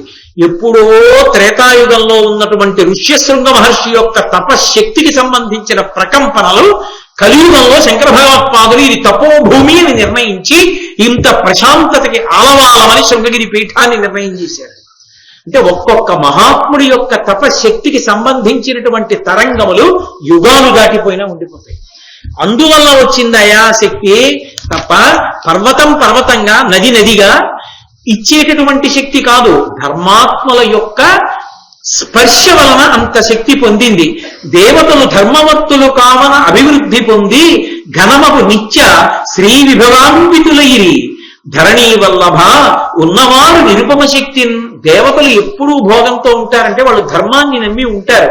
అందుకే వాళ్ళు అంత ఐశ్వర్యాన్ని పొంది నిలకడతో ఉండగలిగారయా, లోకం చేత నమస్కరింపబడుతున్నారు. కాబట్టి ధర్మమే ఆశ్రయించదగినటువంటిది. అందుకే దేవతలు ఋషులు ఆశ్రయించిన ప్రాంతములు కనుక అవి అంత గొప్పగా మనకి అనుగ్రహాన్ని ఇవ్వగలుగుతున్నాయి. బాగా గుర్తుపెట్టుకో, ఒక మనిషి అభివృద్ధిలోకి రావాలి అంటే ఆ అభివృద్ధి కారకమైనటువంటివి ఈ భూమండలంలో మూడే ఉన్నాయి ధర్మరాజా. ఈ మూడే ఏ వ్యక్తినైనా వృద్ధిలోకి తీసుకొస్తాయి. మొట్టమొదటిది తీర్థయాత్ర. తీర్థయాత్ర మనిషి అభ్యున్నతికి కారణము. 2 యజ్ఞము. 3 విప్రుల ఆశీస్సు. ఈ 3 కూడా ఒక మనిషి అభ్యున్నతిలోకి రావడానికి హేతువులై ఉంటాయి. కాబట్టి తప్పకుండా వెళ్ళు. గయాక్షేత్రాన్ని మాత్రం మరిచిపోకు. మళ్ళీ చెప్పాడు గయ గురించి. మన కోసం చేసుకునేవి మిగిలినవి, మన కోసం పితృదేవతల కోసం కూడా చేసేది గయ. సరవి నధూతరజ ప్రియపుత్రుండు గయుడును రాజర్షి క్రతువులిందు బ్రహ్మ సరంబన బరగంగ మునుచేసే ఆతని యజ్ఞంబులందు సకల జన భుక్త శేషాన్న శైలంబులిరువది ఏనగు సంఖ్యతా నిరుగనయ్యే తత్కృత క్రతు బహు దక్షిణా సంఖ్యయు ఉడు శిఖతా సంఖ్యయును ఎరుగగాదు జనులకు. అట్టి గయునామమున గయా అనగ పుణ్యతీర్థమయ్య నిధియు పితృహితార్థమిందు పిండ ప్రదానంబు చేయగలిగిన ఇష్టసిద్ధి కలుగు. గయుడనేటటువంటి రాజు అక్కడ యజ్ఞం చేసి అక్కడికి వచ్చి చూడడానికి వచ్చినటువంటి ప్రజలందరికీ అన్నం పెట్టాడు. కొన్ని లక్షల మంది అన్నం తిన్నారు. అంతమంది అన్నం తింటే ఆ అన్నం తింటున్నప్పుడు వాళ్ళ కంచాల కింద వాళ్ళు తిన్న పాత్రల పక్కన అన్నం పడింది కొంత. ఆ అన్నం అంతా తీసేసి కింద పడిపోయిన అన్నాన్ని పక్కన పోశారు. అలా పోసిన అన్నం 25 కొండలైంది. పక్కకి తీసిన అన్నం వేస్తే 25 కొండలైంది. అంటే ఎంతమంది అన్నం తిన్నారో ఆయన ఇచ్చినటువంటి దక్షిణలు ఎంత అని లెక్క పెట్టాలంటే ఈ భూమండలంలో ఉన్నటువంటి ఇసుకలో ఉన్నటువంటి రేణువులనన్నింటినీ లెక్క పెట్టగలిగిన వాడు ఎవరైనా ఉంటే, ఆకాశంలోని నక్షత్రములనన్నిటినీ లెక్క పెట్టగలిగిన వాడు ఎవరైనా ఉంటే, గయుడు అక్కడ చేసినటువంటి యజ్ఞంలో ఇచ్చినటువంటి భూరి దక్షిణల యొక్క విలువని కూడా లెక్క పెట్టగలడు. అంత దానం చేశాడు, అంత అన్నం పెట్టాడు. గయుడు అంత అన్నం పెట్టి అంత దానం చేసిన క్షేత్రమే గయ. అందుకే అక్కడికి వెళ్లి ఫల్గుణీ నదిలో స్నానం చేసి పితృపిండం పెడితే పితృదేవతలు తరించిపోతారు. ఒక భక్తుడు వెళ్లి ఉన్నందుకు, యజ్ఞం చేసినందుకు, అన్నం పెట్టినందుకు గయకంత ఫలితం వచ్చింది. మనం కాదు, పితృదేవతలు తరిస్తున్నారు. పితృదేవతలు కాదు, ఇంట్లో పనిచేసి మనకి ఎంతో ఆప్యాయంగా ఉండి చచ్చిపోయిన వాడు ఎవరో ఉంటాడు. వాడి పేరు తెలియదు, లేకపోతే ఏదో 4వ తరంలో ముందున్న వాళ్ళు ఎవరంటారు తెలియదండి, మాకు మా ముత్తాత గారి తండ్రి గారు తెలియదు పేరు, యజ్ఞయ్య, ఇంకా ముందు యజ్ఞయ్య, ఆవిడ భార్య యజ్ఞమ్మ. ఎంతమంది పేర్లు తెలియకపోతే అంతమందికి యజ్ఞయ్య యజ్ఞమ్మ అని పేరు పెట్టి చేయించేస్తారు. చేయించేసి ఆ రావి చెట్టు కిందకి తీసుకెళ్లి అడుగుతారు, తరించారా మా వాళ్ళని. బ్రాహ్మణ వాక్కుగా చెప్పిస్తారు, తరించారు. కాబట్టి అంత గొప్పది గయాక్షేత్రం. గయకంత గొప్పతనం రావడానికి కారణం అది. గయ వెళ్ళడం గొప్ప కాదు, గయ యొక్క గొప్పతనాన్ని తెలుసుకుని వెళ్ళడం గొప్ప. దానికి భారతం కారణమవుతుంది. అందుకే భారతం చదవండి అనడానికి, దేవాలయ ప్రాంగణంలో భారతం చెప్పండి అనడానికి కారణం అదే. ఇన్ని క్షేత్రాల పేర్లు, ఇన్ని తీర్థాల పేర్లు, ఇంతమంది సార్వభౌముల పేర్లు ఇన్ని ఎక్కడ పలకబడుతున్నాయో ఆ దేవాలయ ప్రాంగణం పునీతమైపోతుంది. విన్న వాళ్ళందరూ అంత శక్తిని పొందుతారు. కాబట్టి నీకు ఈ సందర్భంలోనే ఒక మాట చెప్తున్నాను ధర్మరాజా, ఇప్పుడు నేను చెప్పినటువంటి క్షేత్రాల పేర్లు, తీర్థాల పేర్లు, మహాభారత ప్రవచనం జరుగుతుండగా, ఆరణ్య పర్వం జరుగుతుండగా విన్నవాళ్ళు ఎవరున్నారో, మహాభారతాంతర్గతంగా ప్రవచనంలో విన్న వాళ్ళందరికీ కూడా వీళ్ళందరూ ఈ తీర్థముల యందు స్నానము చేసిన ఫలితం వేసేస్తారు. అందుకని నేను ఇన్ని తీర్థములు, ఇన్ని క్షేత్రములు, వీటి వైభవాన్ని పూసగుచ్చినట్టు నీకు చెప్పడానికి కారణం అది ఆరణ్య పర్వం. అందుకు భారతం చదువుకోండి, భారతం వినండి అంటారు. కారణం అందున ప్రత్యేకించి తల్లిదండ్రులు శరీరాన్ని విడిచిపెట్టిన సంవత్సరంలో భారతం వినండి అని చెప్తారు. కారణం ఏమిటంటే ఈ ఫలితానికి భారతం విన్నందుకు పితృదేవతలు తరిస్తారు. తల్లిదండ్రుల శరీరం పడిపోయిన సంవత్సరంలో భారతం వినకపోవడం పితృదేవతల పట్ల ద్రోహం. వినాలి, జరుగుతోందని తెలిసి కూడా వెళ్లకుండా ఉండకూడదు. కాబట్టి అంత గొప్పవయ్యా ఈ తీర్థయాత్ర అని చెప్పి అగస్త్య మహర్షి యొక్క చరిత్ర చెప్పడం మొదలుపెట్టాడు. ఒకానొకప్పుడు అగస్త్య మహర్షి ఒక అరణ్యంలో నడిచి వెడుతున్నారు. మహాత్ముల యొక్క స్పర్శ చేత కదూ ఇంత గొప్ప స్థితి వస్తుంది. అగస్త్యుడు నివసించినటువంటి ఆశ్రమాలలో నివసించడం గొప్ప అని కదూ. ఎందుకు అగస్త్యుడు అంత గొప్పవాడయ్యాడో చెప్తున్నారు. ఆయన ఒక అరణ్యంలో నడిచి వెడుతుంటే చిగురుటాకుల్ని పట్టుకుని తలకిందులుగా వేలాడుతూ తపస్సు చేస్తున్నారు కొంతమంది. చిగురుటాకుల్ని, కొమ్మల్ని కాదు, చిగురుటాకుల్ని పట్టుకుని వేలాడుతున్నారంటే ఏమిటి దాని అర్థం? చిగురుటాకు ఎంతట్లో చిరిగిపోతుంది, వాడు ఎప్పుడైనా కింద పడిపోతుంటాడు. మళ్ళీ వాడు పడిపోయాడని కూర్చోడానికి ఉండదు, మళ్ళీ చిగురుటాకే పట్టుకుని వేలాడుతూ ఉండాలి. ఏమిటి వాడి కర్మ, ఎందుకలా? అగస్త్య మహర్షి చూసి ఆశ్చర్యపోయి, మీరు ఎందుకు ఇలా చిగురుటాకులు పట్టుకుని ఇలా తలకిందులుగా వేలాడుతున్నారని అడిగారు. అడిగితే వాళ్ళన్నారు, మేమెవరో కాదు నాయనా, నీ పితృదేవతలమే. నీకు తండ్రి తరంలో వచ్చిన వాళ్ళం. నువ్వు పెళ్లి చేసుకోలేదు కదూ, అటు సన్యాసము తీసుకోలేదు, ఇటు పెళ్లి చేసుకోలేదు. కడుపున పుట్టినటువంటి పిల్లలు పెళ్లిళ్లు చేసుకోకుండా ఉండిపోతే పితృదేవతల్ని ఇలా కట్టేస్తారు. నీలాంటి గొప్ప కొడుకుని కన్నాను. మరి నీ అంత గొప్ప కొడుకుని కన్నాం కదా, పెళ్లి ఎవరిని? అగస్త్యుణ్ణి అన్నారు. నువ్వు పెళ్లి చేసుకోలేదుగా, మమ్మల్ని ఇలా తిప్పి కట్టారు, చిగురుటాకులు పట్టుకు వేలాడమన్నారు. ఉరే నాయనా, మా కోసమైనా పెళ్లి చేసుకోరా అన్నారు.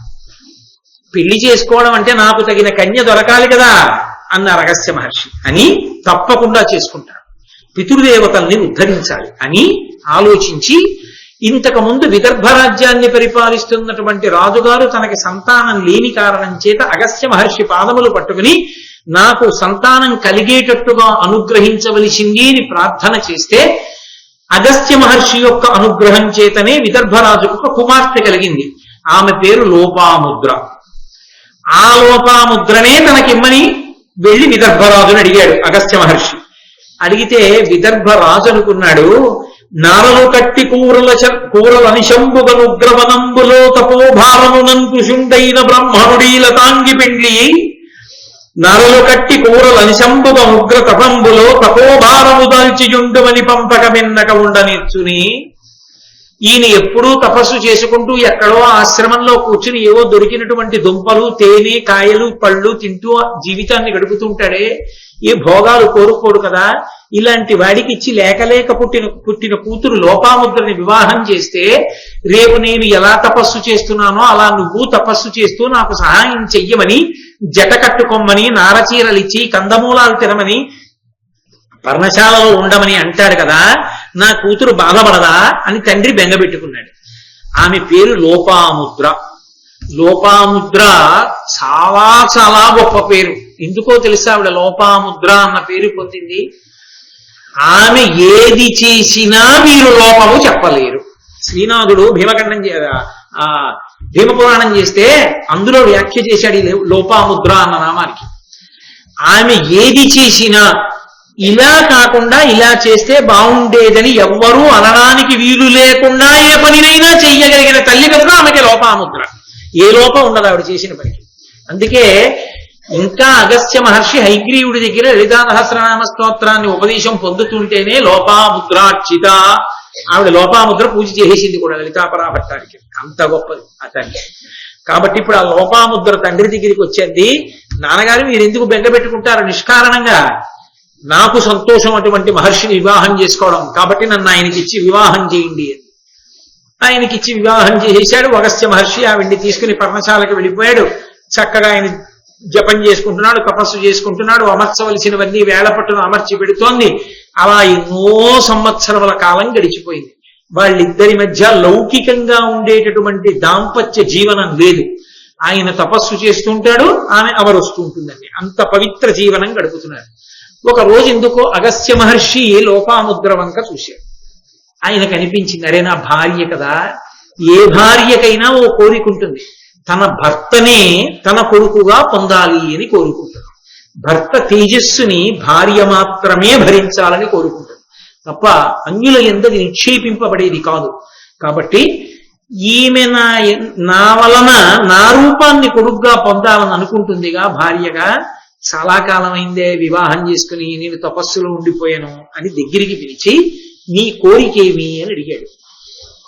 ఆవిడంది గ్రహించింది, అగస్త్య మహర్షి తనకి సంతాన ప్రదానం చెయ్యాలనుకుంటున్నాడు అంటే.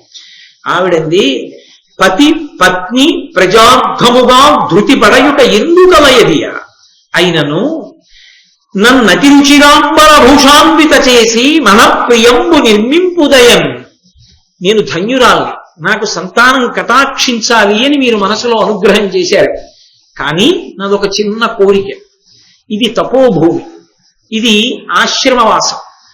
నాకు ఒక కోరిక ఉంది. ప్రహృష్టమైన మనసుతో ఉన్నప్పుడే కదా సత్సంతానం కలుగుతుంది.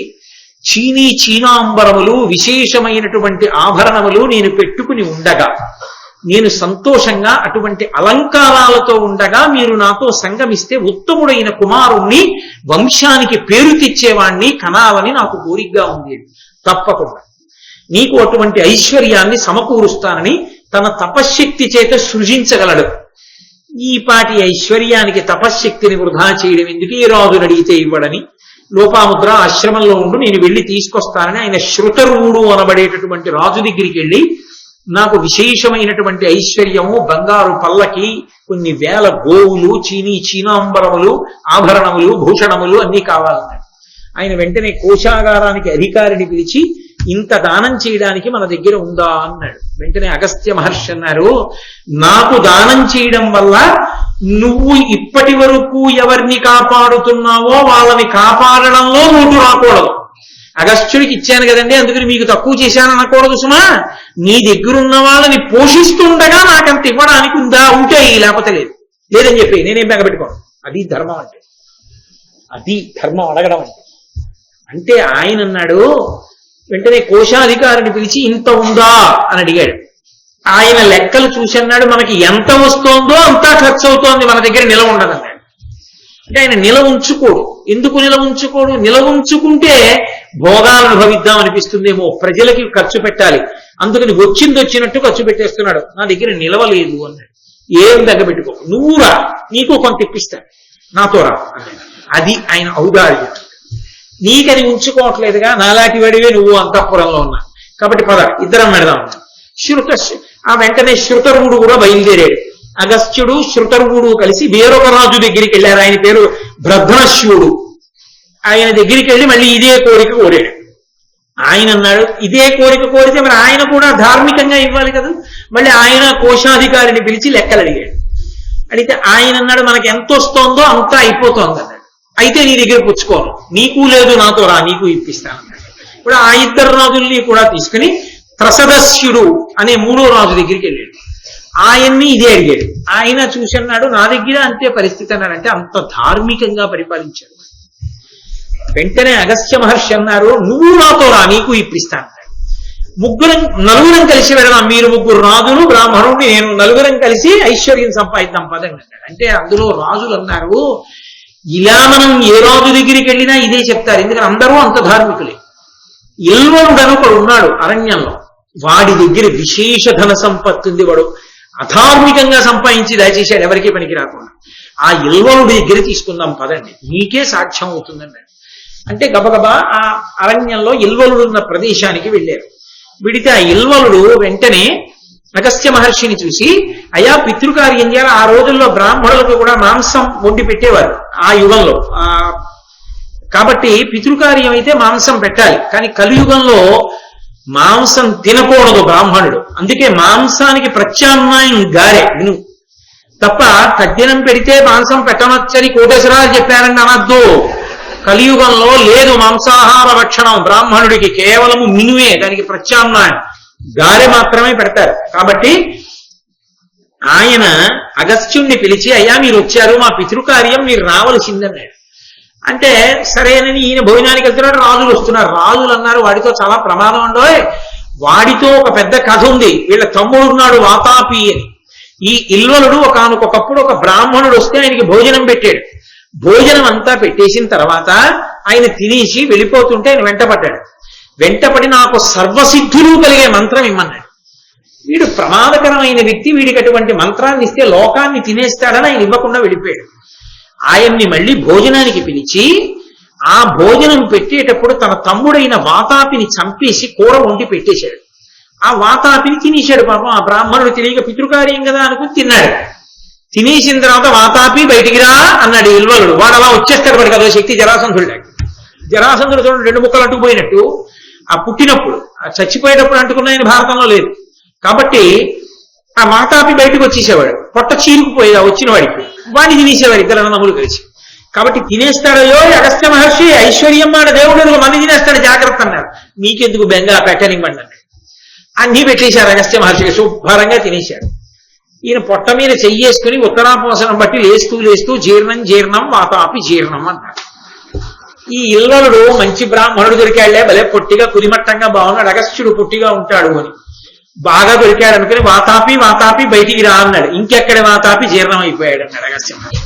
అందుకే ఇప్పటికీ చంటి పిల్లలకి పాలు పడితే పొట్ట మీద చెయ్యేసి జీర్ణం జీర్ణం వాతాపి జీర్ణం అంటుంటారు తల్లులు. అందులో ఏ జీర్ణం కాని పదార్థం ఉన్నా నీకు జీర్ణం అయిపోవుగాక, అగస్త్య మహర్షి అనుగ్రహం నీకు కలుగుగాక.